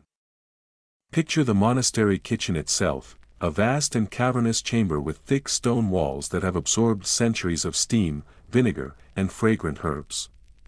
Enormous iron cauldrons bubble away, filled with mysterious mixtures that hiss and simmer over crackling fires. Heavy wooden tables groan under the weight of dried fruits, nuts, honeycombs, and bundles of freshly picked herbs. This kitchen was the medieval equivalent of a laboratory, but instead of modern beakers and burners, the monks wielded mortar and pestle, wooden spoons, and perhaps a bit of good fortune. One of the most popular monastic dishes was frumenty, a thick and hearty porridge made from boiled wheat grains. This comforting dish was enriched with plump raisins, crunchy almonds, golden honey, and occasionally a splash of milk or cream when available. Served warm in heavy bowls, it was a sweet, soothing treat, not unlike what we might recognize today as a rustic version of rice pudding. You dip your spoon carefully into the creamy, grainy mixture and catch a tender raisin, the sweetness spreading over your tongue like a gentle blessing from the heavens. The monks were also pioneers in crafting some of the earliest known recipes for spiced cakes, dense, chewy slabs infused with cinnamon, ginger, cloves, and nutmeg. These exotic spices were costly and rare, often donated by wealthy patrons hoping that a sprinkle of cinnamon might curry favor in both earthly and divine realms. Modern gingerbread owes a debt to these monastic experiments, although the original cakes were far less sugary and more medicinal in nature, frequently consumed to aid digestion or lift spirits during long periods of fasting. An interesting fringe fact about monastery life is that many abbeys kept beehives, producing honey that served not only as a natural sweetener but also held sacred status. Mead, the honey-based alcoholic beverage brewed with great care by the monks, was sometimes infused with healing herbs believed to possess magical or curative powers. You sip a small cup of this amber liquid, sweet and sharp, slightly intoxicating, and wonder if the monks felt closer to God after a few generous gulps, or perhaps merely pleasantly dizzy. Monks were also known for creating vegetarian meat substitutes, a remarkable achievement given that actual meat was forbidden within their strict dietary codes. These meatless dishes were crafted from mushrooms, nuts, and pulses, shaped and seasoned skillfully to mimic the taste and texture of more luxurious fare. One notable example is mock goose, a loaf made by combining mashed beans, breadcrumbs, eggs, and a careful blend of spices, baked until golden brown and firm. You take a tentative bite and marvel at the ingenuity behind it, savory, rich, and surprisingly satisfying, a clever culinary illusion born from necessity. Historians continue to debate whether these monastic recipes trickled down to influence the cooking of common folk, or whether they remained closely guarded secrets hidden within the cloistered walls. What is clear is that monasteries served as vital centers of agricultural innovation and culinary knowledge, preserving and spreading recipes that perfectly balanced necessity with artistry. You lift a small wooden bowl filled with pottage, a thick, richly flavored stew brimming with fresh vegetables, barley, and herbs gathered from the monastery gardens. It is hearty yet refined, the kind of humble broth that fills you with warmth and strength without leaving you feeling weighed down, a striking contrast to the greasy fritters and heavily spiced sausages you sampled earlier in the bustling town square. Near the hearth, a solitary monk stirs a large pot of lentil stew with a wooden spoon worn smooth by countless years of use. Lentils were a staple ingredient here, valued for their affordability and nutritional benefits, often simmered slowly with onions, garlic, and whatever herbs were at hand from the garden. The rich, earthy aroma rises invitingly, and you feel a quiet kinship with these men who transformed such simple ingredients into meaningful sustenance. A particularly quirky and delightful practice involved the use of rose water in sweets and beverages, a custom borrowed from distant Middle Eastern culinary traditions. The faint floral notes add a subtle brightness and an unexpected exotic touch, a whisper of faraway lands woven delicately into the monastery's culinary tapestry. You taste a biscuit lightly dusted with ground rose petals, its flavor gentle yet persistent, lingering pleasantly on your palate. As the night deepens and the shadows lengthen, you imagine the monks gathering quietly around the long wooden table after Vespers. They share these humble feasts with silent gratitude, perhaps exchanging small smiles of joy beneath their calm exteriors. Food here was more than mere fuel for the body. It was ritual, comfort, and a tangible expression of community and care. Before you leave the peaceful monastery grounds, you accept a warm cup of herbal tea, a soothing blend of mint, chamomile, and a hint of thyme, served gently to calm the throat and soothe the spirit. This delicate end to your culinary exploration is a tender reminder that even in a world often harsh and hungry, small acts of kindness and careful nurturing were baked deep into the very recipes handed down through generations. You step quietly away from the cloistered calm, returning to the darkening village streets. Your mind is full of rich flavors, surprising textures, and the quiet wisdom of those who found sweetness and sustenance in simplicity. The village slowly fades behind you as you continue to walk along a dusty, winding road bordered by thick, tangled hedgerows. Through the gaps in the branches, the faint, flickering glow of candlelight shines through distant windows, casting a warm and inviting aura against the growing darkness.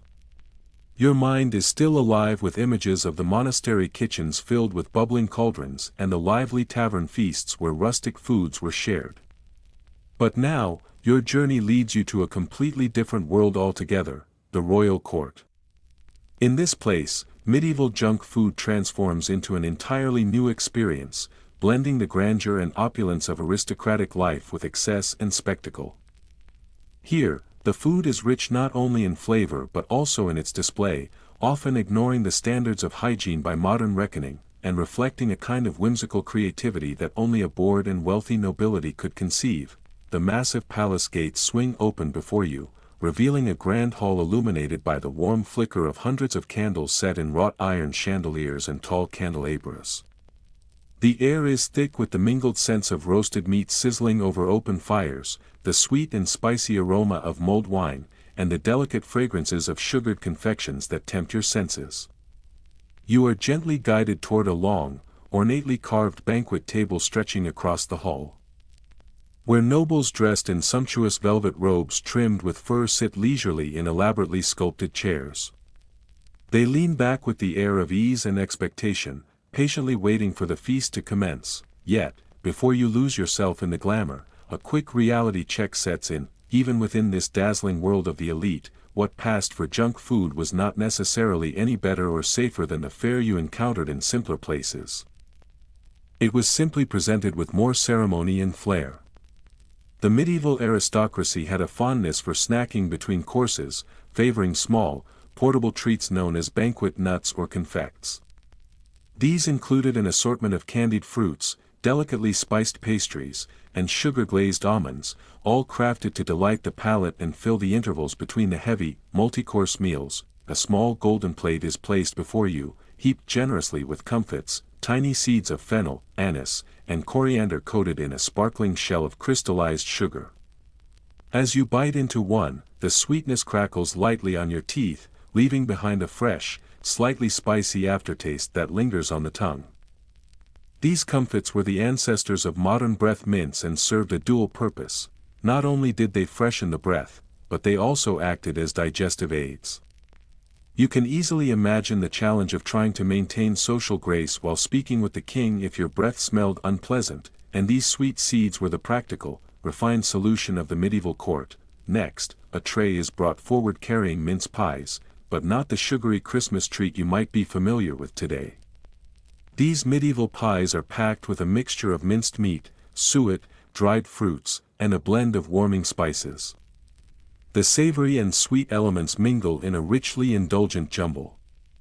As you bite into the pie, the buttery crust crumbles delicately, revealing a filling that is both hearty and fragrant with spices such as cinnamon and clove. The taste is surprising, a little puzzling to modern palates, but perfectly in keeping with the complex flavor combinations beloved in medieval times. Your attention is drawn to a curious and somewhat extravagant sight, a small bird, perhaps a quail or a diminutive pigeon, served whole. The bird is expertly plucked, roasted until the skin is golden and crisp, then skewered on a slender stick for easy handling. These tiny birds were common delicacies among the aristocracy, sometimes even stuffed with nuts, herbs, or dried fruits to enhance their flavor. You take a small piece of the tender meat, noting the delicate contrast it provides to the richer, heavier pies and stews laid out before you. Among the desserts, you spot marchpane, a dense almond paste molded into elaborate shapes and often painted with edible gold dust to dazzle the eye. This sweet treat is chewy and richly nutty, quite different from the softer and sweeter marzipan many enjoy today. Marchpane was not only served as a dessert but also functioned as decorative art and a prestigious gift for guests. You break off a small piece and savor the complex almond flavor that coats your mouth with a luxurious richness. A fascinating detail comes to mind: court jesters occasionally distributed sweetmeats such as candied flowers, sugared ginger, and honeyed nuts as part of their performances. This early form of junk food entertainment blurred the lines between culinary delight and theatrical amusement, delighting both the eyes and the taste buds of the audience. You wonder whether the jesters themselves ever sampled their own sweets or if these treats were always reserved for the delighted guests. Scholars continue to debate how much of this decadent snacking was genuinely part of everyday noble life and how much was staged for show. Did the aristocrats truly indulge in these elaborate snacks regularly, or was it more about demonstrating wealth, status, and generosity? Regardless, one thing is certain: the royal palate developed a taste for bold, complex flavors and extravagant presentations that would go on to influence culinary traditions for centuries to come. Your host then offers you a goblet filled with spiced wine, carefully heated and infused with fragrant cinnamon sticks, cloves, and strips of citrus peel. As you take a sip, the warmth spreads through your body, perfectly complementing the sweetness of the dishes you have tasted and mingling with the lively hum of conversation around you.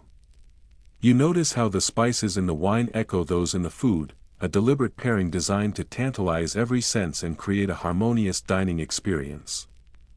Soon, a curious plate is placed before you: fried cheese curds, battered lightly and fried until their exterior is a crisp, golden brown. Cheese was a luxurious ingredient in this setting, and frying it transformed the humble dairy product into a richly indulgent snack. You take a bite, delighting in the contrast between the crunchy outer shell and the gooey, salty center within.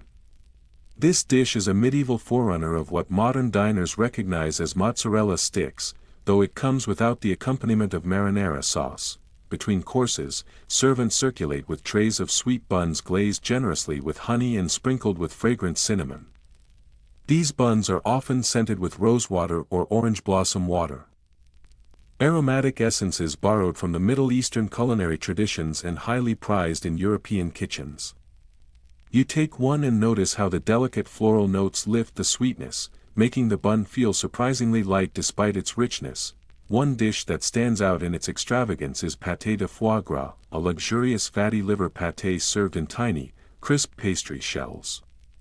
While today it is strongly associated with French cuisine, its origins can be traced back to medieval times when geese and ducks were deliberately fattened to create this prized delicacy.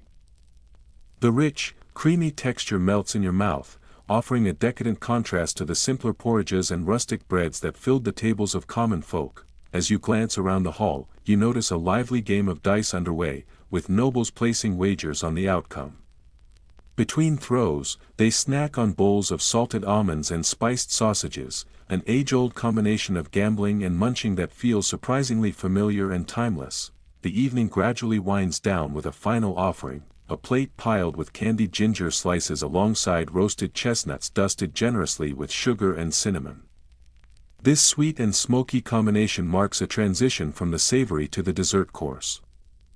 Chestnuts are a favorite treat at court, enjoyed both hot and cold, and their rich, warming flavor lingers softly like a gentle whisper of autumn's arrival. As the candle flames gutter and flicker, signaling the close of the evening, guests begin to rise and depart. You are left reflecting on this dazzling display of medieval junk food, a world full of striking contrasts where sweetness met savory richness, luxury intertwined with necessity, and the flavors carried stories of far-flung trade, conquest, and cultural exchange. The snacks of the court were never simply small bites of food. They were powerful symbols of status, tradition, and the intricate social dance that defined medieval life. Feeling pleasantly full and slightly lightheaded from the spiced wine, you are entirely charmed by this lavish and intriguing spectacle of extravagance and taste. The grandeur of the royal court slowly fades behind you as you step away from the bright lights and ornate halls, returning instead to the quiet countryside.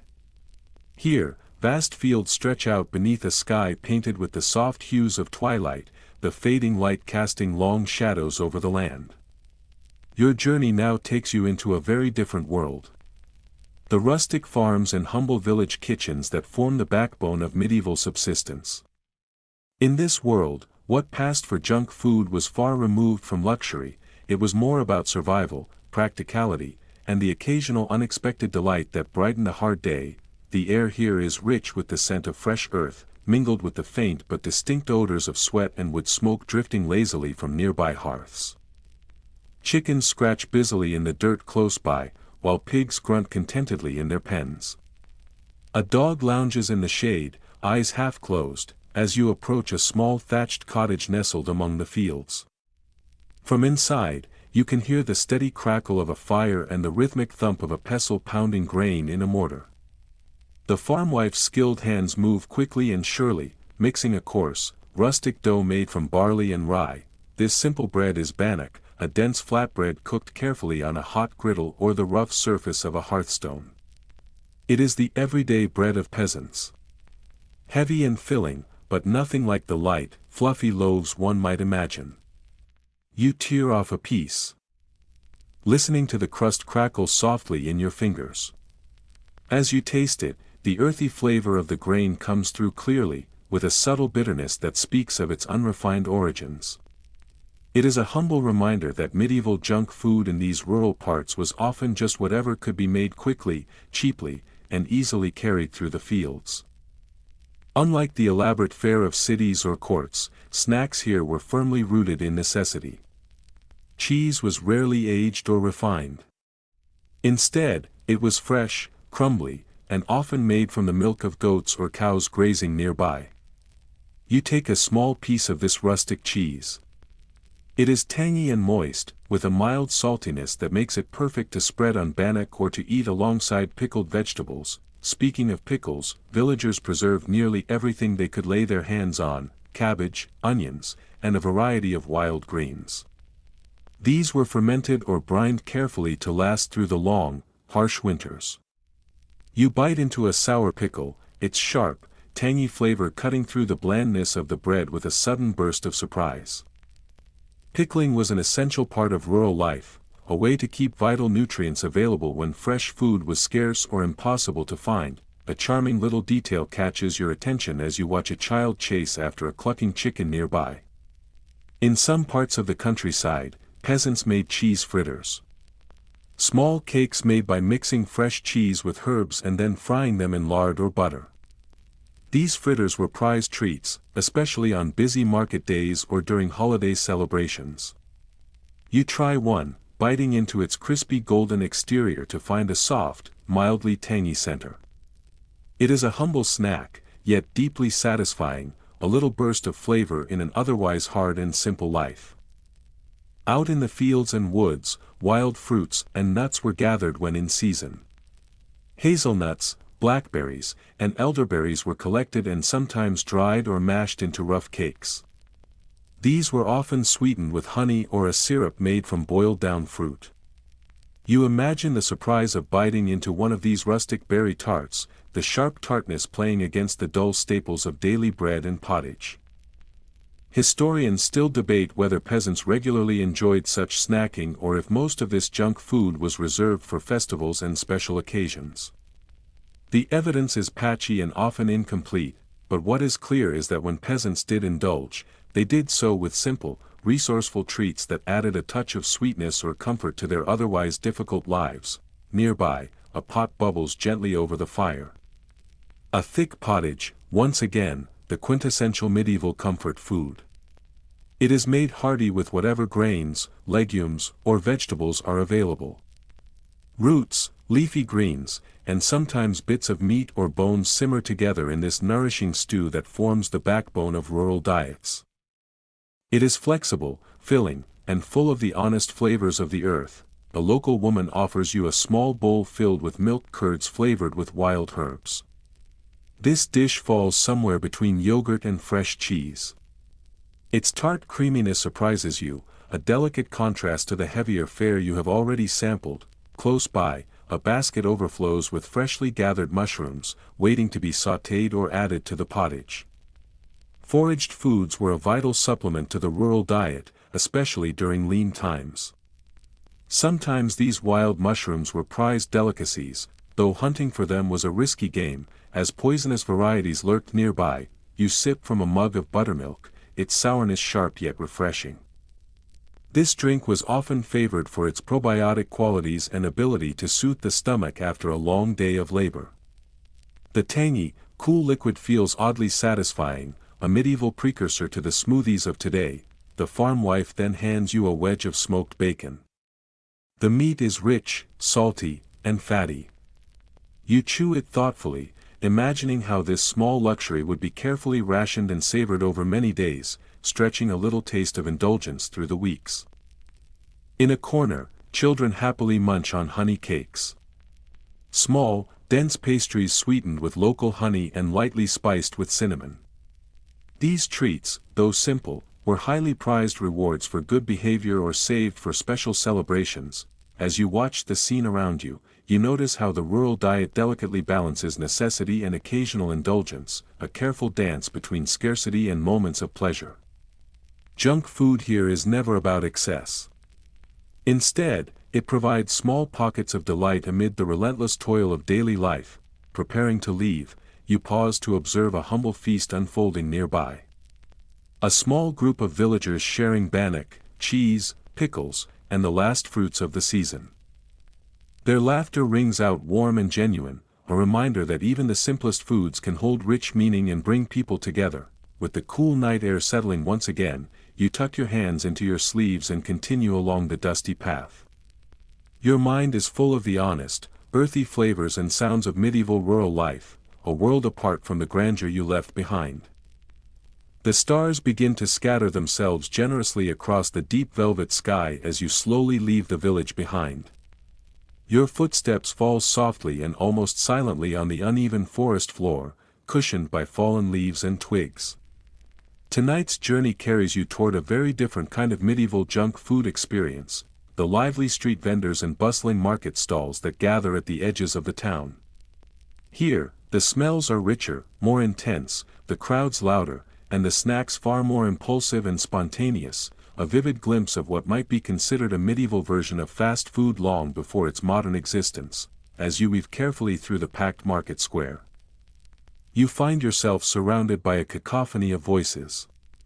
Merchants shout enthusiastically over one another, competing to hawk their wares, from smoked fish to richly spiced meats. The thick air is heavy with the mingling aromas of roasting meats turning slowly over open flames, the sharp tang of fermented alesh, and something faintly sweet and sticky that clings to your senses.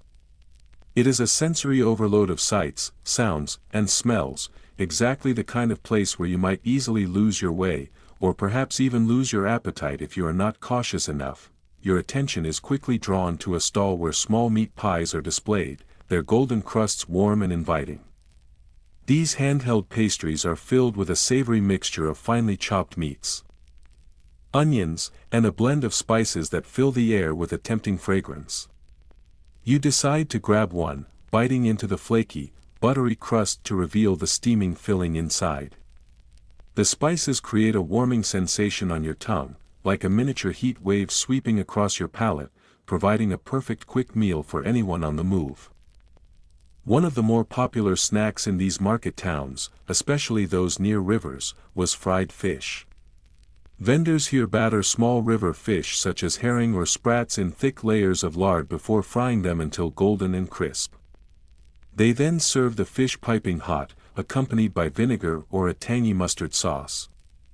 You sample a piece, the crunchy texture crackling pleasantly between your teeth, the saltiness lingering as a satisfying reminder of the sea or river. While it may not quite be the modern-day fish and chips everyone knows, it certainly comes close enough to satisfy the hunger of a weary medieval traveler. A particularly curious detail you discover is that in some cities, street vendors offered roasted pigeons on skewers. These birds were sometimes stuffed with fragrant herbs or chopped nuts before roasting. Though inexpensive and widely available, these snacks were not universally beloved. Some called pigeons sky rats and found the idea unappetizing. Nevertheless, you summon your courage to try a bite. The meat is somewhat gamey and a little chewy, yet it carries a surprising depth of flavor that speaks to the resourcefulness of the vendors and the appetites of the townsfolk. Turning toward the sweeter side of the market, you find sugar loaves stacked in pyramids. These large conical blocks of unrefined sugar were prized commodities, often too costly for everyday consumption and reserved instead for special occasions or treats. You pick up a shard, letting the crystalline piece slowly dissolve on your tongue.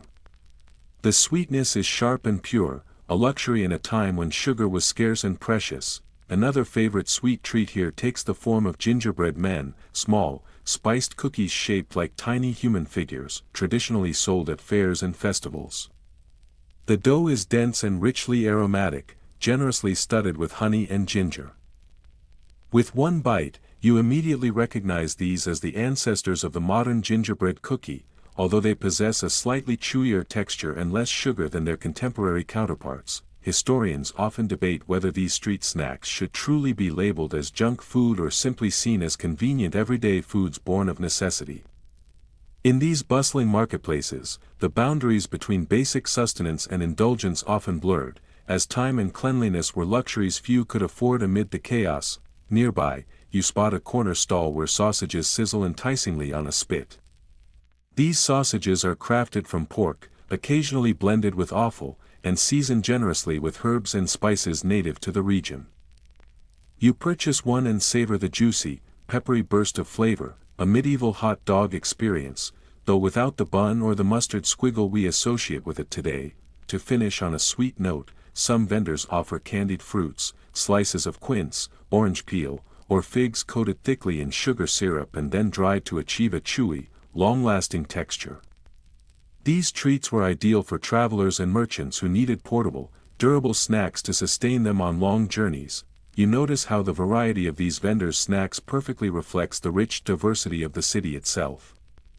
Local ingredients blend seamlessly with exotic spices and sweeteners imported via far-reaching trade routes. Every bite you take reveals a miniature culinary map, tracing medieval connections that stretched across continents and cultures. One unusual but beloved street snack catches your eye: roasted chestnuts, sprinkled with coarse salt and crushed herbs. Sold from carts and eaten hot, these chestnuts are warm and buttery, the saltiness cutting through their natural sweetness in a manner that has made them a classic medieval street food favorite for generations. To wash down the rich and diverse flavors, you sample a mug of small beer. This low-alcohol brew was widely consumed by all social classes as a safer alternative to often contaminated water. Its mild bitterness and faint yeasty aroma refresh your palate without overwhelming your senses, a perfect companion to the array of snacks you have just tasted. As the market stalls gradually begin to close and lanterns are lit one by one, casting a warm glow over the emptying square, you tuck the last crumbs of your feast carefully into your pocket. You step away slowly, your senses still tingling from the riotous combination of flavors, aromas, and colors that only a medieval street food scene could provide. Despite its lack of modern sanitation, its diversity and inventiveness remain impossible to overlook. You pause briefly at the city gates, watching the last few vendors pack away their goods. You wonder quietly how many of these humble snacks manage to survive the centuries, evolving and adapting to become the beloved treats we enjoy today. With a final deep breath filled with the spicy, smoky air of the closing market, you turn your steps toward the dark road that lies ahead, ready to face whatever mysteries the night and the next story might bring. The chill of night settles firmly around you as you leave behind the noisy, bustling market and step into a much quieter part of town. The air shifts noticeably as you enter a district where monasteries and religious orders hold quiet authority. Unlike the vibrant energy of the marketplaces filled with laughter, shouting vendors, and the clatter of cookware, this part of the city feels hushed, solemn, and almost otherworldly. Stone walls rise on either side of you, enclosing peaceful cloisters that seem untouched by time. Within these hallowed grounds, food takes on a distinctly different meaning. Here, it is a symbol of spiritual discipline, a reflection of inner contemplation and devotion, rather than a pursuit of culinary extravagance or indulgent satisfaction. And yet, despite the modesty of monastic life, you soon discover that medieval junk food has not been left behind entirely. Its presence here is subtle, woven carefully into the rhythm of monastic routine, suggesting that even among vows of simplicity, there remained room for comfort and flavor. You follow a narrow, winding path bordered by tall gray stone walls, their surfaces worn smooth by centuries of wind and rain. The quiet cloisters, dimly lit by oil lamps, lend a sense of stillness to the night. The cool evening air carries the mingling scents of freshly turned earth, damp moss, and herbs growing in carefully tended beds. Inside the monastery's grounds, robed monks move silently through their daily routines, gliding across stone floors with a grace born of ritual and repetition. Some are in the gardens, bent low to tend thyme, sage, and rosemary with practiced hands, while others are inside, working in a modest, warm kitchen. The inviting smell of simmering broth mingles with the yeasty aroma of freshly baked bread, wafting softly through the open windows and doorways. The staple meal here is pottage once again, a familiar and hearty stew made from a humble mix of vegetables, grains, and on rare occasions, scraps of fish or meat. It is thick and sustaining, perfect for the disciplined life within these sacred walls. But tonight, you are not here for mere nourishment. Something else is being passed among the gathered monks and visitors, a small wooden tray, carefully carved and worn smooth from years of use. On it sit simple fruit preserves made from ripe plums and elderberries, their deep colors gleaming in the candlelight. Sweetened and thickened with a modest amount of honey, these preserves are a prized treat. They provide a sudden burst of natural sugar and energy. A rare indulgence nestled within the austerity of a monastic diet.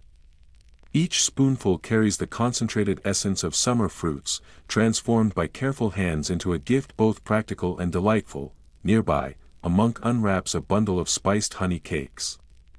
These dense, chewy loaves are infused with warm spices like cinnamon, cloves, and ginger.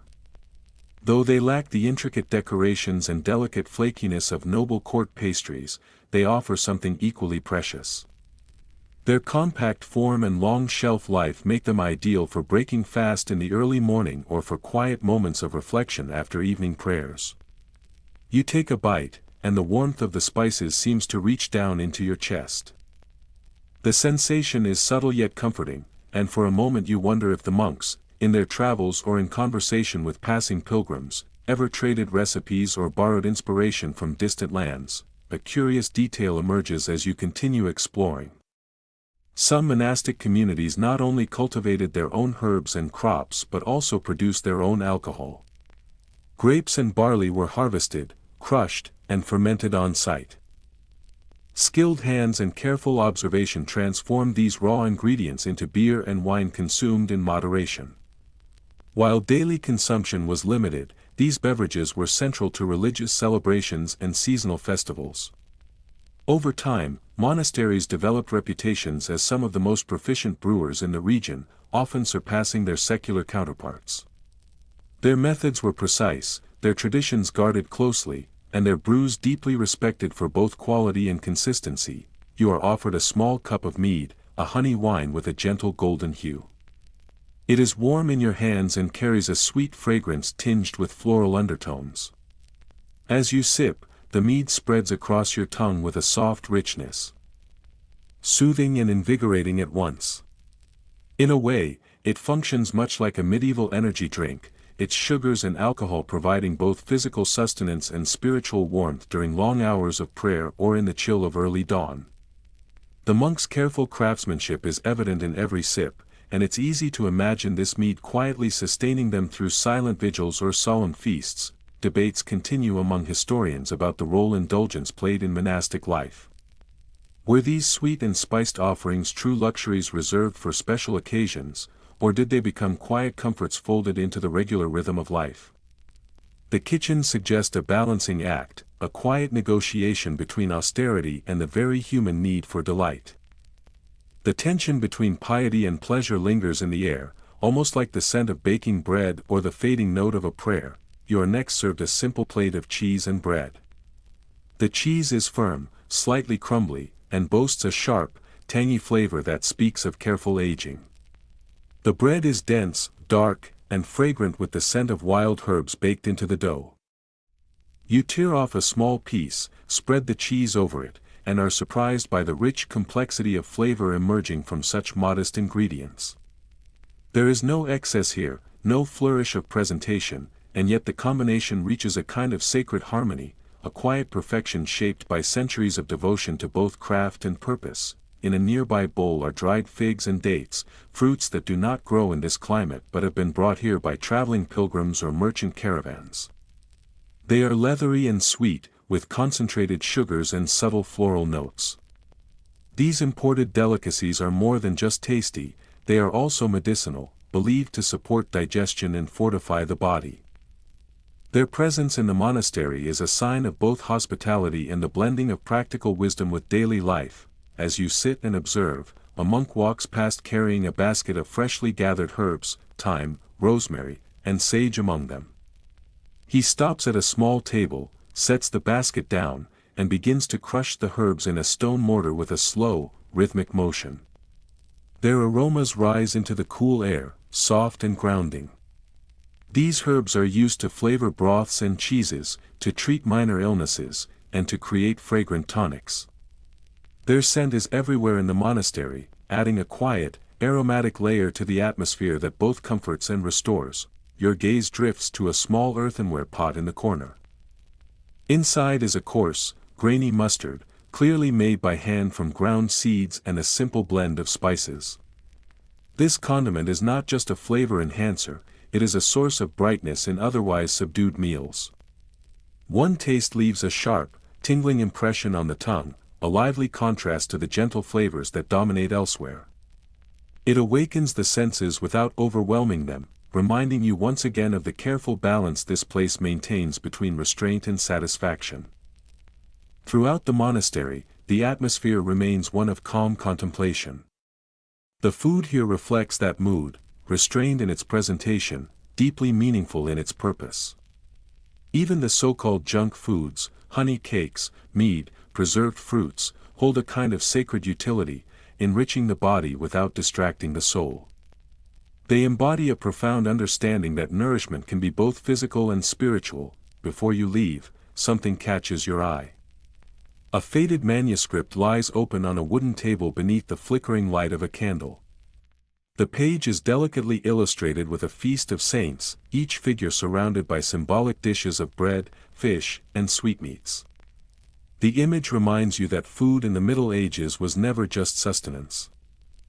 It carried layers of meaning, intertwined with faith, ritual, memory, and celebration. You step back out into the cool night air, the hush of the monastery settling over your shoulders like a worn but comforting cloak. Behind you, the soft glow of firelight still flickers within the stone walls. The quiet strength, the devotion, and the care of this place linger in your mind.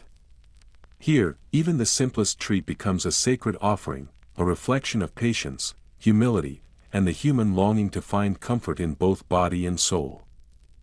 You leave the serene and peaceful monastery grounds behind you, stepping beyond its tranquil walls and into the lively, bustling medieval harbor.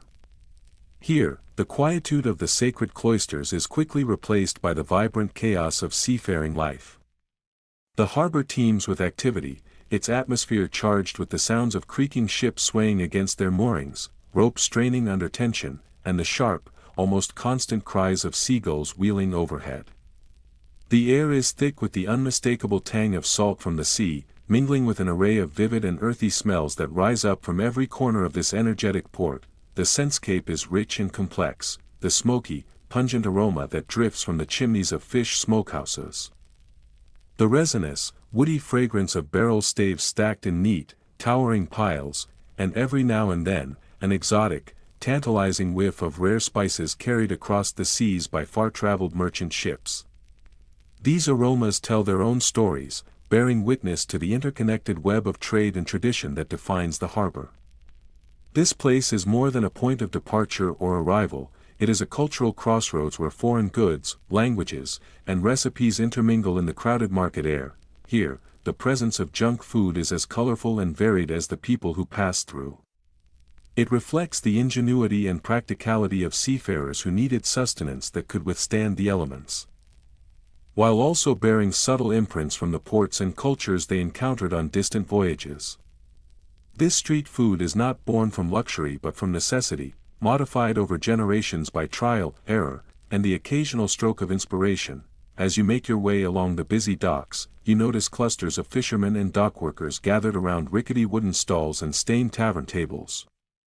They speak in low, weathered voices as they grab quick, no-nonsense bites between grueling rounds of hauling cargo and wrangling heavy ropes. The food they eat is rough, honest, and intensely practical.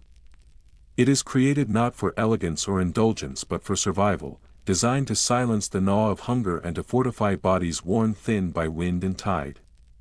It is food that stands up to hardship and fuels laughter, drinking, and stories told in the language of the waves. Curious, you reach for a piece of salted dried fish hanging on a string beside one of the stalls. Its surface is leathery, hard from preservation, and as you chew it slowly, the flavor bursts forth, intensely savory and saturated with salt. The taste is deeply rooted in the labor of the sea. This kind of preserved fish is a mainstay for those who spend weeks, even months, away from land. It travels well, lasts long, and carries with it the essence of the ocean. Often, sailors eat it with little more than a chunk of crusty, coarse bread and a swallow of small beer to wash it down. As you chew, you cannot help but feel that the salt itself contains a history, a record of storms weathered, sails torn, and distant shores glimpsed on the horizon. A short distance away, your eye is drawn to a crate filled with the infamous hardtack, the sailor's dry biscuit. It is pale, thick, and shockingly solid, the kind of food that requires forceful determination to bite through. You pick one up and take a cautious nibble. The texture is dense and unyielding. The taste bland and slightly musty. It is no surprise that sailors once gave it nicknames like toothbreaker or ship's biscuit. This is food designed not to please the palate but to endure the test of time and travel. To make it more edible, seafarers often dipped hardtack in broth, ale, or wine, allowing the tough surface to soften just enough to chew without damaging one's teeth. Interestingly, some sailors would go a step further and customize their hardtack to break the monotony. They added whatever they had at hand, shavings of aged cheese, a drizzle of honey, or a pinch of herbs scavenged from portside gardens. These small additions, though simple, brought a touch of warmth and creativity to an otherwise monotonous diet. You can almost imagine the small joy this brought, a reminder of home or a rare flash of flavor in an otherwise predictable routine. In such small gestures, there was comfort and an effort to reclaim humanity amid the rigor of seafaring life. At one nearby stall, a crackling fire sends spirals of smoke into the sky as it roasts skewered octopus tentacles. The smell is unmistakably marine, briny, rich, and just a bit wild. This dish is a favorite among those who make their lives along the coastline. You take a bite, and the texture is firm and chewy, slightly rubbery yet not unpleasant. The flavor has a delicate gaminess that surprises you, and before long, you find yourself going back for another. It is a dish born of the sea, carrying both its mystery and its rewards. The harbor's many taverns are also known for their fried eels, a street food delicacy that has become a staple for the locals. The eels, once caught and cleaned, are coated in a modest batter made from barley flour, then fried in pans until they turn a deep, golden brown. The result is a crisp, savory treat with a rich taste and a deeply satisfying crunch. You bite into one, and the contrast between the crispy exterior and the soft, flavorful flesh inside is delightful. It is remarkable how a creature so slippery and elusive in the water becomes such a beloved snack on land. The origins and exchanges behind these harbor foods continue to spark debate among historians. Some argue that exotic spices and imported ingredients found their way into the diets of common folk, thanks to the energy and commerce of port cities.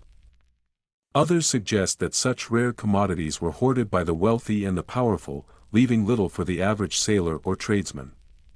Yet as you sample the eclectic mix of foods offered here, it becomes clear that at least some flavors from afar have made their mark, blending into the daily fare and creating new culinary traditions that reach beyond borders. You raise a steaming mug of spiced cider to your lips. Its warmth is immediately soothing, warding off the chill that rolls in from the sea. The drink is infused with whole cinnamon sticks, fragrant cloves, and a subtle touch of honey, making it both comforting and mildly intoxicating. In coastal communities, this cider is more than a drink. It is a remedy against the cold, a social lubricant in fire-lit taverns, and a moment of rest at the end of a long, hard day. Further along the waterfront, you come upon another vendor selling thin sheets of seaweed, crisped over open flames. The aroma is earthy and slightly metallic, and when you take a bite, the crispness is surprisingly satisfying. The flavor is salty, rich in umami, and entirely unique. Though it may seem like a modern innovation, coastal communities have been harvesting and eating seaweed for centuries, drawn by its abundance and nutrition. This humble snack offers both sustenance and a direct connection to the natural world that surrounds and sustains the harbor. In a quieter corner of the market, you find a woven basket filled with smoked nuts, hazelnuts and walnuts, darkened by the smoke and carrying a scent that is both woody and warm. You pick out a few and crunch into them, their smoky flavor lingering on your tongue. Smoking nuts serves a dual purpose, enhancing taste while also preserving them, a crucial consideration for those who must store food for long winters or take it on extended voyages across unpredictable seas. As the sky darkens and the evening deepens, the once raucous harbor begins to quiet. The shouting of merchants fades into murmurs, and the laughter from the taverns becomes softer and more rhythmic. You hear the steady slap of waves against the wooden hulls of docked ships, a soothing sound that blends into the crackle of fire. Nearby, sailors sit in a circle, sharing sticky honey cakes and heavily seasoned sausages. Their stories pass from one to another like cherished heirlooms, carried gently across the flickering light and the scent of spice and smoke. Your senses are saturated with the flavors and feelings of this world. It is a world shaped by salt and fire, by sea and wind. Where junk food is never simply junk. It is nourishment for the body, yes, but also a form of shared culture and fleeting indulgence in lives often marked by hardship and movement. At last, you begin to walk away from the harbor. The noise behind you grows distant, the sound of creaking rigging and low foghorns blending into the gentle hush of the sea at rest. You carry with you more than just the taste of these rustic snacks. You carry the hearty, enduring spirit of a place where food tells stories and every bite reminds you of life lived boldly at the edge of the known world. The lively sounds of the harbor slowly dissolve behind you, growing ever fainter with each step as you tread carefully along a winding, uneven road that meanders through gentle hills and weathered trees. The scent of salt lingers in the air, but it gradually gives way to something new, the unmistakable perfume of fire-roasted meat and sweetened dough, beckoning you forward with irresistible promise. Up ahead, the glow of lanterns flickers to life, revealing a medieval festival in full, radiant swing. The atmosphere envelopes you at once, electric and exuberant, bursting with a raucous symphony of laughter, clapping hands, fiddles that trill and whine, and the rhythmic thump of drums echoing from the heart of the gathering. Lutes add a melodic counterpoint, weaving harmonies through the air like golden ribbons. Nearby, the clatter of wooden mugs, raised in cheer, then set down with hearty finality, blends into the chorus. There is no pretense here, no solemnity. These festivals are celebrations of life in its most unguarded form, messy, loud, fragrant, and full of joy. They are spaces where the strict social rules of daily life momentarily loosen, and indulgence takes center stage. For lovers of junk food, though they wouldn't have called it that, these festive gatherings were a paradise. The noise and color overwhelmed the senses in the best way possible, and amid the chaos, a kind of order formed. One shaped not by hierarchy or duty but by appetite. It is here that your tired but curious palate finds its sanctuary, a much-needed reprieve from the blandness and discipline of the everyday. You begin to weave your way through the densely packed crowd, shoulders brushing against brightly dyed cloaks, flower crowns, and tunics adorned with intricate embroidery. Revelers are draped in colorful garb, their costumes ranging from rustic to resplendent. Some don garlands of herbs or jingling belts that catch the light as they move. Minstrels wander between clusters of people, their fingers dancing across lute strings while they sing songs of legendary lovers, noble quests, and tales of fortune found and lost. Jesters, agile and flamboyant, dazzle passers-by with daring feats, juggling flaming torches, contorting into impossible shapes, their patchwork outfits ablaze in the light of towering bonfires that crackle with life. Vendors compete above the din, their voices trained from years of shouting over festival crowds. They bellow in cheerful tones, inviting you to sample their wares. Hot pies here. Fresh and filled to bursting, cries one, while another tempts with honeyed fritters. Still warm. The air is saturated with the mingling aromas of roasting meats, bubbling stews, sizzling cheese, and the sweet perfume of sugar as it melts and browns. There's an almost dizzying richness to it all, a sensual overload that pulls you in every direction. Your first stop is a humble but bustling stall piled high with toasted almonds, each nut enrobed in a golden glaze of sticky honey and crowned with a fine dusting of cinnamon. They glisten temptingly in the lamplight.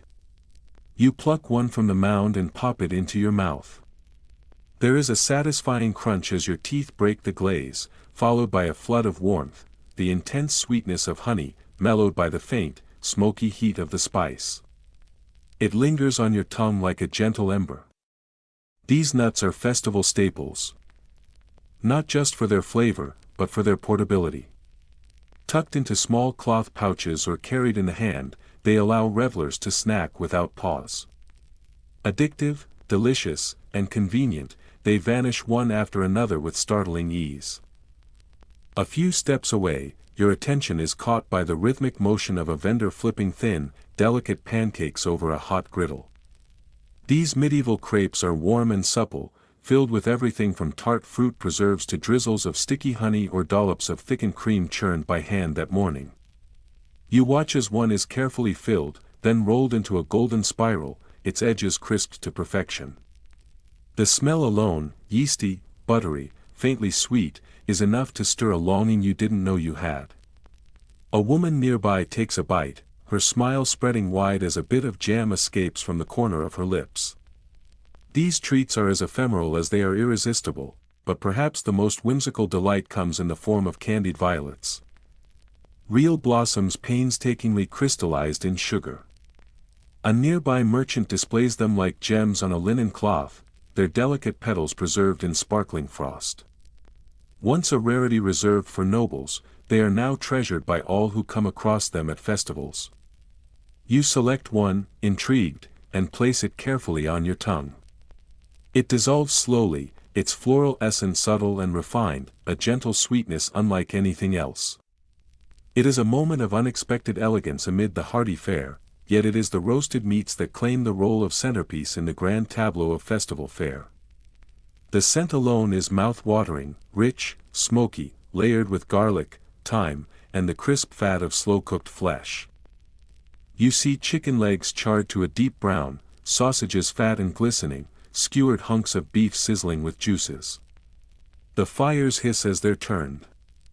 You select a roasted chicken leg, too tempted to resist, and bite in. The skin shatters beneath your teeth, crisp and savory, giving way to tender meat that is juicy and perfectly seasoned. The juices run down your chin, but no one notices, or cares.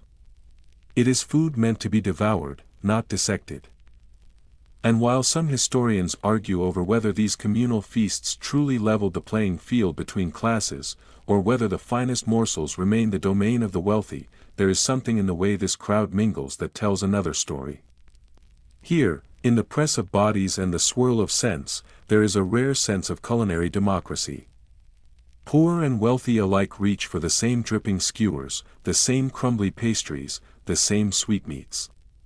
If only for a night, taste unites where status once divided, sweetness returns in the form of marzipan, an almond confection shaped into delightful forms, fruits, birds, even tiny pigs with pink sugar ears. You choose one, a pig. Round and smiling, and take a bite. It crumbles gently, revealing a rich, nutty interior that is neither overly sweet nor cloying. Instead, it is earthy, refined, and deeply satisfying. The craftsmanship alone, each marzipan a miniature sculpture, speaks to the reverence for food as both sustenance and art. You pass a group clustered around a game of chance. The prize? Gingerbread hearts iced with messages, some romantic, others humorous, a few scandalously cheeky. Children shriek with laughter as they win their treats. Lovers exchange them shyly, while friends tease one another with ironic inscriptions. These are more than just cookies. They are tokens, flavored with spice and sentiment, that blur the line between food and ritual. To wash it all down, you sip from a wooden mug of chilled mead, infused with fragrant herbs and elderflower. The drink is golden and smooth, its sweetness balanced by the subtle complexity of floral notes. Cool and invigorating, it refreshes you after a bout of dancing or after standing too long, spellbound by a puppet show, a minstrel's ballad, or a fire eater's daring routine. One unexpected delight catches your eye: fried cheese curds, small cubes of cheese dipped in batter and fried until golden. You try one. The exterior is crunchy, crackling under your bite, while the interior is melting, gooey, and rich. It's a delightful contradiction, light yet indulgent, and you marvel at how this simple pleasure echoes down to today, where similar bites remain beloved in local fairs across the world. Nearby, a vendor scoops puffed grains, barley or oats popped over open flame and sweetened with a drizzle of honey, into small wooden bowls. A few versions are mixed with dried fruit, offering chew alongside crunch. It's a rustic medieval popcorn, the perfect snack to nibble while watching a jousting match or listening to a dramatic tale spun by a costumed storyteller. As twilight deepens, the sky shifts from amber to indigo, and the first stars flicker into view. Lanterns are lit all around you, casting a golden haze over the jubilant scene. Their gentle glow dances on faces sticky with sugar and flushed from laughter. You lean back against a rough wooden fence, your hands still tingling with heat from food and fire, your senses buzzing with sweetness, spice, and the smell of smoke caught in your cloak. In that moment, you feel something more than contentment, you feel connected. The festival's energy, wild and exuberant, reminds you that even in a time defined by hardship and uncertainty, people still carved out space for joy. They sang, they danced, they indulged. They gathered not only to eat, but to celebrate the simple pleasures of taste and company, and so, at last, you take one long, lingering look at the firelight flickering over the joyous crowds, at the mead sippers and honey cake munchers, the dancers and jesters, before stepping away down the now quiet road. Your cloak flutters gently in the cooling breeze. Behind you, the music fades, but your senses remain alive with memory, the sweetness on your tongue, the warmth in your chest, and the timeless comfort of food shared under open sky. As you step away from the lively and bustling festival grounds that fade into the distance behind you, the winding path begins to lead you deeper into the shadowed, cavernous halls of what appears to be a grand medieval noble's kitchen. The transition is striking. The festive noise gives way to a warm, echoing space steeped in rich, earthy scents and illuminated by the glow of flickering firelight. This kitchen is vast, far more expansive than any ordinary hearth, and it radiates a surprising warmth, not only from the open flames but also from the sheer energy of constant culinary activity. Within these stone walls, the air is thick with the deep aromas of meat slowly roasting on iron spits. Their surfaces turning golden and crackling with caramelized juices. Large blackened pots bubble steadily with thick, savory sauces, their contents stirred with long wooden paddles by cooks whose movements are precise and practiced. Here, the concept of junk food is reimagined entirely. What might be considered simple or rustic elsewhere has evolved into something far more extravagant, lavish creations laced with spices and complexity, designed to both impress noble guests and cleverly disguise ingredients that may have aged beyond their prime. This is a space of indulgence, of rich and unapologetic excess. Every dish that emerges from these hearths contrasts sharply with the modest and often meager fare consumed by peasants, monks, or townsfolk beyond the castle's protective walls. In this place, food is as much a display of power as it is a source of sustenance. Your eyes are drawn to the flurry of movement all around. Cooks and kitchen hands work swiftly, preparing a breathtaking array of sweetmeats. Candied fruits glisten under the wavering candlelight, their jewel-like surfaces sticky with sugar. Nuts are lavishly coated in thick layers of honey and rolled in granulated sweetness. Rich, golden pastries, some bursting with fragrant marzipan, others stuffed with preserved fruits, are meticulously arranged on intricately designed silver platters. These delectable treats, medieval precursors to our modern candy bars and confections, were once presented at banquets with pride, their mere presence intended to signal the host's affluence and refined culinary taste. They were served in small, elegant portions, not just for flavor but to magnify their value and status. One fact becomes readily apparent as you continue observing: the liberal use of exotic spices such as cinnamon, cloves, and nutmeg went far beyond enhancing flavor. These spices, imported at tremendous cost from distant eastern lands, were potent symbols of wealth and social standing. Nobles used them with abandon, not merely to elevate their meals but also to assert their affluence. It was a common, even expected, practice to coat savory dishes heavily in these spices, sometimes to mask the less-than-fresh quality of the meat beneath. You are handed a small sample of such a spiced roast, and the first bite delivers a burst of flavor both unexpected and enthralling. The taste is warm and layered, with hints of sweetness, bitterness, and smoke. It lingers on your tongue, complex and oddly mysterious, both delicious and perplexing. A particularly eccentric detail captures your curiosity. Some surviving medieval recipes called for sugar and rosewater to be stirred directly into meat sauces, creating a floral and sweet undertone that seems jarring to modern expectations. You are offered a spoonful of this unusual concoction. With some hesitation, you taste it. To your surprise, the combination is more than palatable, it is charming, oddly sophisticated, and almost feels like a culinary experiment from a contemporary fusion kitchen, blending the old and the new in a way that transcends time. Among scholars and food historians, there is still ongoing debate about whether this opulent culinary style reflected actual tastes or whether it primarily served as a visual and sensory display of status and dominance.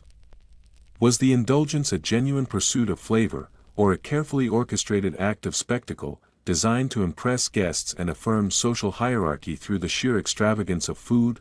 Nearby, long wooden tables are piled high with golden pastries, their crusts glistening with oil.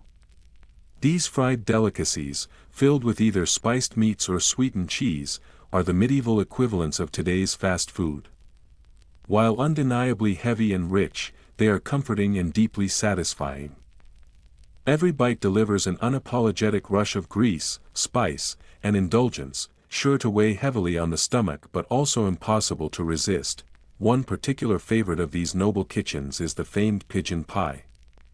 These are not large banquet pies but individual hand pies, small enough to hold in your palm. Each one is filled with tender squab, its flavor deepened with slivers of liver or occasionally blended with other game birds. The crust is delicate, buttery, and flaky, breaking apart with ease and releasing a warm, spiced aroma. You take a careful bite and find yourself lost in the richness. It is savory, seasoned to perfection, and clearly crafted with pride, the kind of dish meant to impress both palate and presentation. You are then offered a spoonful of a creamy almond milk custard, a dessert reserved for special occasions. Made from ground almonds, sugar, and eggs, this custard is smooth, rich, and luscious. Its flavor is heightened with luxurious touches such as delicate threads of saffron or a dusting of cinnamon, giving it a warmth and depth that surpasses any simpler dairy custard known among the lower classes. Every spoonful melts effortlessly on your tongue, a fitting endnote to the savory dishes before it. The kitchen's innovation doesn't stop at meals and desserts. Here, some of the earliest forms of confectionery take shape. Talented cooks experiment with sugar, boiling it to precise temperatures to create hard candies, glazes, and even edible sculptures. You marvel at one such creation, a sugar sculpture shaped like an elaborate castle. Its walls are translucent and shimmering, fragile to the touch but meticulously detailed. It is both art and dessert, a gleaming tribute to the ambition and creativity that flourished within these noble culinary sanctuaries. In one dimly lit corner, you notice rows of goblets filled with mead. This is not ordinary mead, but a finely crafted infusion made with fresh herbs and, astonishingly, flecked with real gold. The liquid sparkles in the candlelight, casting reflections like tiny stars. Served in goblets engraved with swirling patterns and inset with stones, this drink is more than a refreshment, it is a statement. You sip it slowly.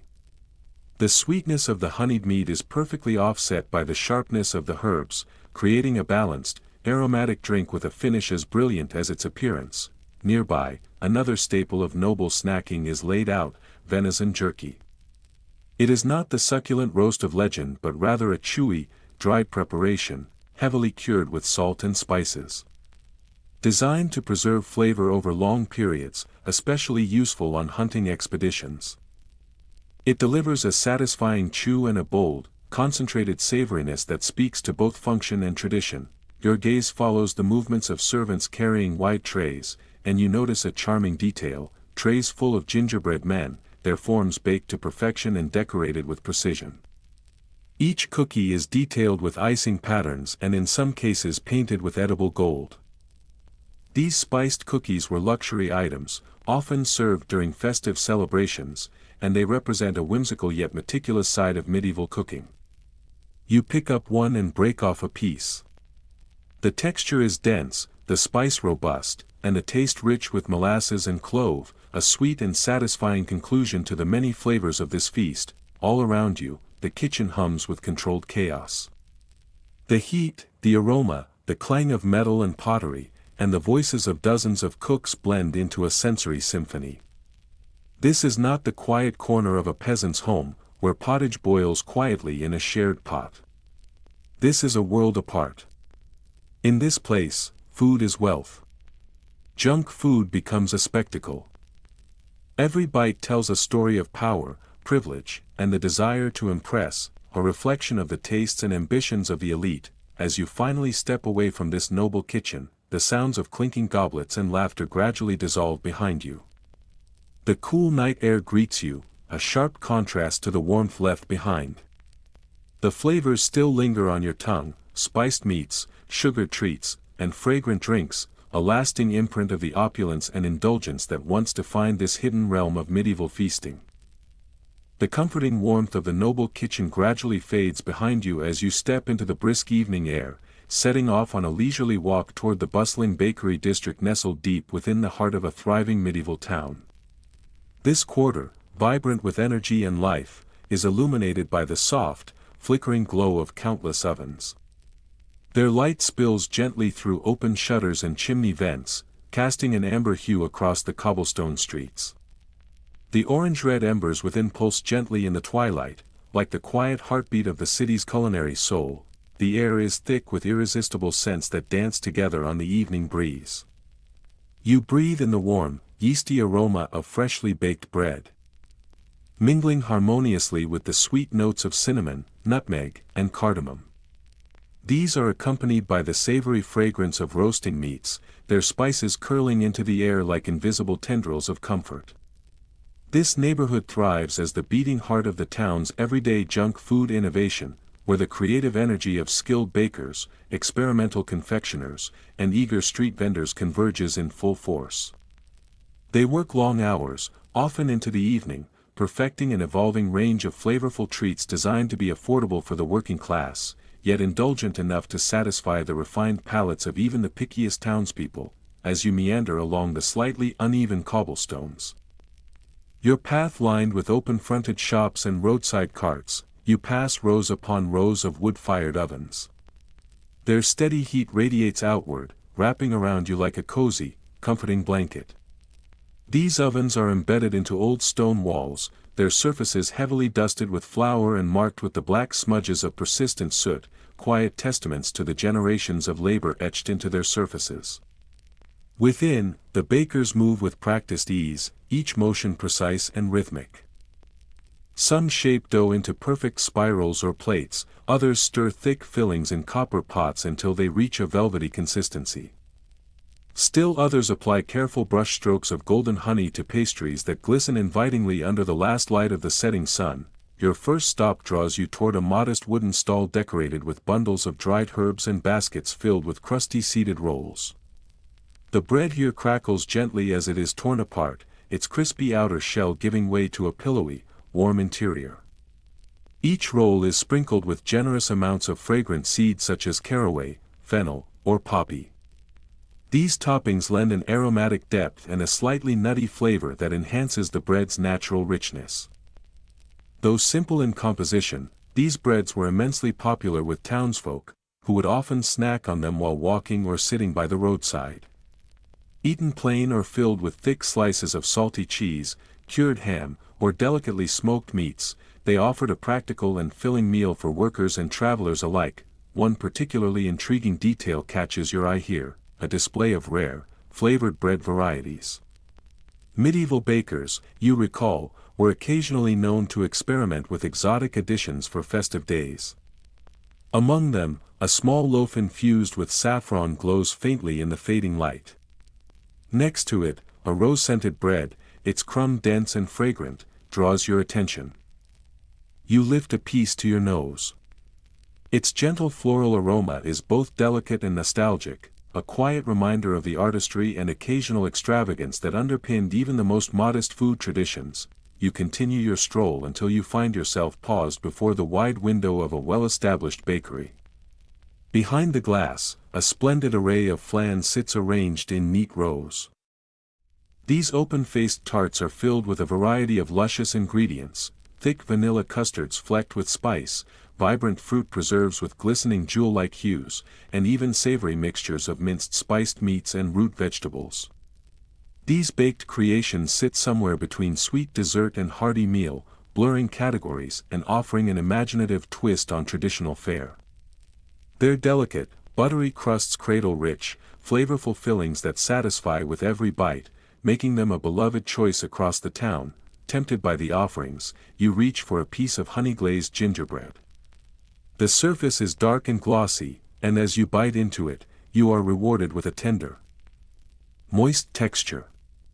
The warming heat of ginger and cloves unfolds gradually across your tongue, balanced by the sweetness of molasses and honey. Gingerbread, you remember, was especially cherished during town fairs, festivals, and seasonal gatherings.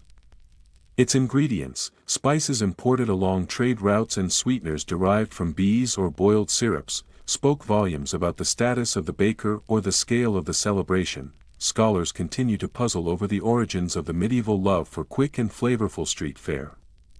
Was it born of necessity, as urban dwellers sought fast, inexpensive sustenance? Or was it the expression of an increasingly sophisticated consumer culture, with its craving for novelty, taste, and variety? As you look around at the buzzing vendors and their eager customers, the answer seems to lie somewhere in between. These forces of survival and desire intertwined, giving rise to a culinary landscape as complex as it was delicious. Nearby, a cheerful vendor fries small rounds of dough in a wide iron pan. The golden orbs sizzle as they rise to the surface, crisping to perfection before being pulled from the oil and dusted with sugar or dunked into thick, amber honey. These medieval donuts, primitive yet delightful, are quick to make and easy to eat, offering a burst of warmth and sweetness in the midst of a long workday. Further down the street, your eye catches on a display of cheese-filled pastries. These puffs of golden, flaky dough conceal a core of tangy cheese that softens when heated, creating a savory delight with each bite. They are wrapped neatly in parchment and handed over to customers who enjoy them on the go. These pastries, whether baked or fried, were adored by all social classes. Their versatility made them a staple in both bustling marketplaces and cozy home kitchens. Not far from this stall, the enticing scent of sizzling meat beckons you toward a small grill. There, a cook turns thick, spiced sausages over open flames. The meat crackles and hisses as the fat renders and drips into the fire. These sausages are coarsely ground and heavily seasoned with bold pepper, fresh herbs, and on occasion, unexpected additions like crushed nuts or dried fruits. The result is a flavorful burst of salt, spice, and texture that leaves you craving another bite. To quench your thirst, you purchase a wooden cup of small beer, the mild ale consumed daily by the townspeople. It is slightly sour, low in alcohol, and refreshingly cool on your tongue.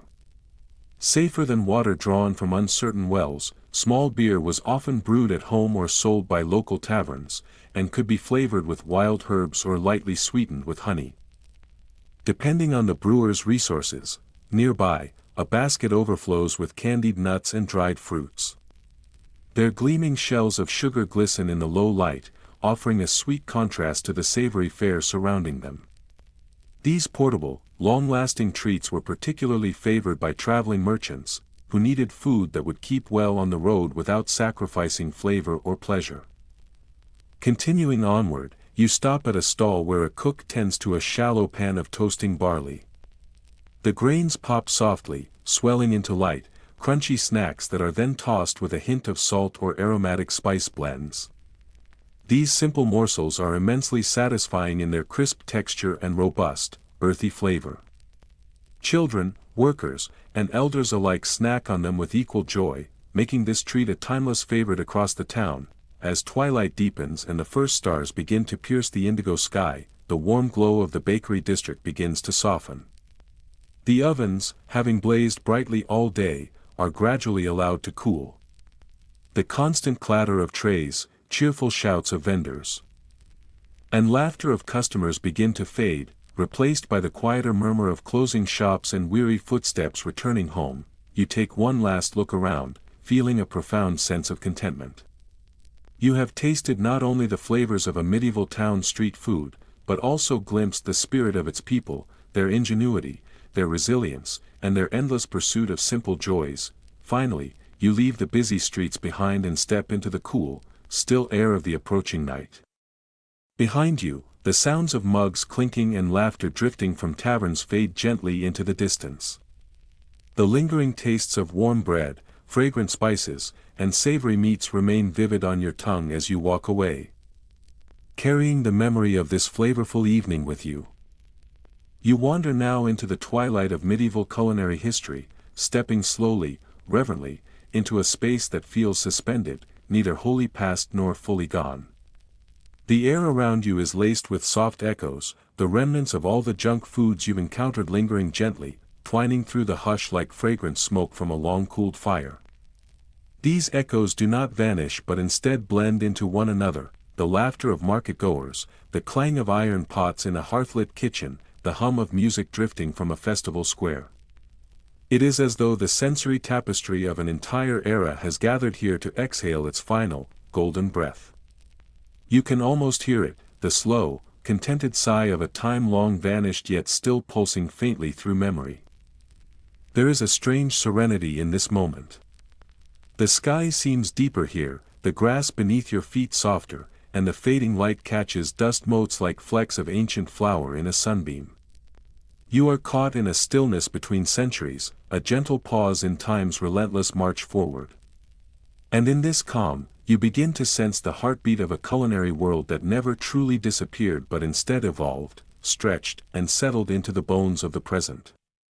It is a heartbeat you recognize now, slow and steady, a rhythm shaped by fire, earth, trade winds, and the restless creativity of generations of hungry hands.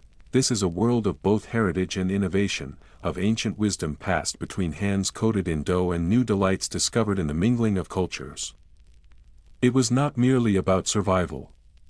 It was about expression, flavor, comfort, ritual. In every region, in every kitchen, from lowly cottage to noble estate, humble ingredients were transformed by patience, imagination, and necessity into something far greater than the sum of their parts. Food became a kind of language. It spoke of longing, of hope, of celebration and endurance. In this world, junk food, if we must call it that, was not just a novelty. It was a mirror of the times, vibrant, messy, deeply human, and while popular imagination often conjures the Middle Ages as bleak and joyless, filled with little more than grey gruel and moral sermons, the truth is far more vivid. The culinary reality, when fully explored, is one of surprising richness and diversity. What we now label as junk food was no crude indulgence or modern aberration, it was something more organic, more adaptable. It was a reflection of trade routes and local harvests, of feast days and fasts, of the capriciousness of weather and the iron rules of religion. It changed shape with the seasons and with the hands that made it, fluid and alive. As your thoughts wander through this evolving landscape, they begin to linger on specific, sensory memories, the pillowy warmth of honey cakes, their sweetness resting like a benediction in the hushed stillness of monastery walls, where each bite was a fleeting grace in a life of restraint. You recall the sharp, clean brine of salted fish, offered in the salt-stung winds of coastal docks, exchanged for coin by hands calloused with labor and hardened by tide. You remember the snap and sizzle of golden cheese fritters, crisped in oil and served on festival days, each mouthful a firework of flavor amid music, banners, and dancing feet. And then, the earthy weight of spiced meats, rich and heavy on silver platters in noble halls, the aromas mingling with smoke and candle wax and whispered politics. These foods were never just fuel. They were emotion, reassurance, delight, remembrance, and each one carried the scent of someone's story. One detail, faint but persistent, surfaces again and again in your recollection: the belief that food, especially sweet or spiced indulgences, could serve more than the tongue. Many medieval confections were designed with dual purposes in mind. Sweetmeats infused with warming spices were thought to recalibrate the body's humors, soothing imbalances or warding off illness. Candied seeds or herbal pastries were offered as gifts of both pleasure and protection. These weren't just bites of joy, they were tiny rituals, edible talismans, little pieces of medicine wrapped in delight. Whether or not they truly healed is beside the point, they were believed to, and that belief shaped how they were made. Shared and savored, this intersection of appetite and identity opens further questions, one scholars continue to explore even now. Could the choice to eat a sugar-glazed fritter or sip a spiced wine be more than a simple pleasure? Could it signal belonging to a guild, a class, a region? Could it rebel against piety, or subtly claim power in a world rigid with rules? Perhaps. Evidence suggests that food, particularly food labeled frivolous, has long been a quiet stage for performance, for defiance, for solidarity. In medieval villages and towns, the act of nibbling something sweetened or fried may well have been as political as it was pleasurable, and now, you find yourself standing beneath a canopy of early stars. The village green stretched quiet and wide beneath your feet. The twilight has deepened to a violet hush, and somewhere in the distance, the soft whistle of wind moves through trees like the memory of forgotten songs. Above you, the constellations begin their slow sweep across the sky. Around you, there is only the scent of wood smoke, the last curls of warmth from unseen hearths, and perhaps, faintly, the comforting aroma of fresh bread baked hours ago. Here, in this moment, the world feels suspended again, not lost, but lingering, as though waiting for you to fully remember. You are left with a profound sense of continuity. The medieval world you have wandered through was filled not only with hardship and toil, but also with invention, with generosity, with a fierce and tenacious kind of joy. The foods you encountered, however strange they might seem to modern tastes, fulfilled the same deep and timeless need that still pulses in us today, the need to create comfort. To offer sweetness, to share. These foods were made by clever hands using what they had, sometimes very little, but always with heart. They stitched together moments of celebration, of mischief, of love and community, all from ingredients that to us might seem simple, but to them were alchemy. So now, as the night closes in and quiet gathers like a blanket, you are reminded of a truth both humble and enduring, that medieval junk food, those pies, pastries, fritters, and candies, was never just about indulgence. It was about resilience. About invention. About transforming scarcity into festivity. About binding people together, across distances of class and belief, with something as universal as flavor. These foods left behind more than crumbs. They left behind memory, laughter, heritage, threads that still connect us across the centuries. You inhale deeply, letting the night air fill your lungs. Around you, silence has taken hold, but it is not empty. It is full of echoes. And those echoes drift gently down, wrapping you in a kind of invisible quilt, one stitched not from cloth, but from memory and story and spice.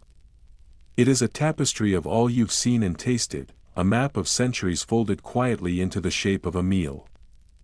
And so, full in body, yes, but even more so in spirit, you allow yourself to rest, wind down. Now, as you nestle more deeply into the comfort of your pillow, the vibrant world of medieval flavors begins to dissolve softly into the gentle quiet of night.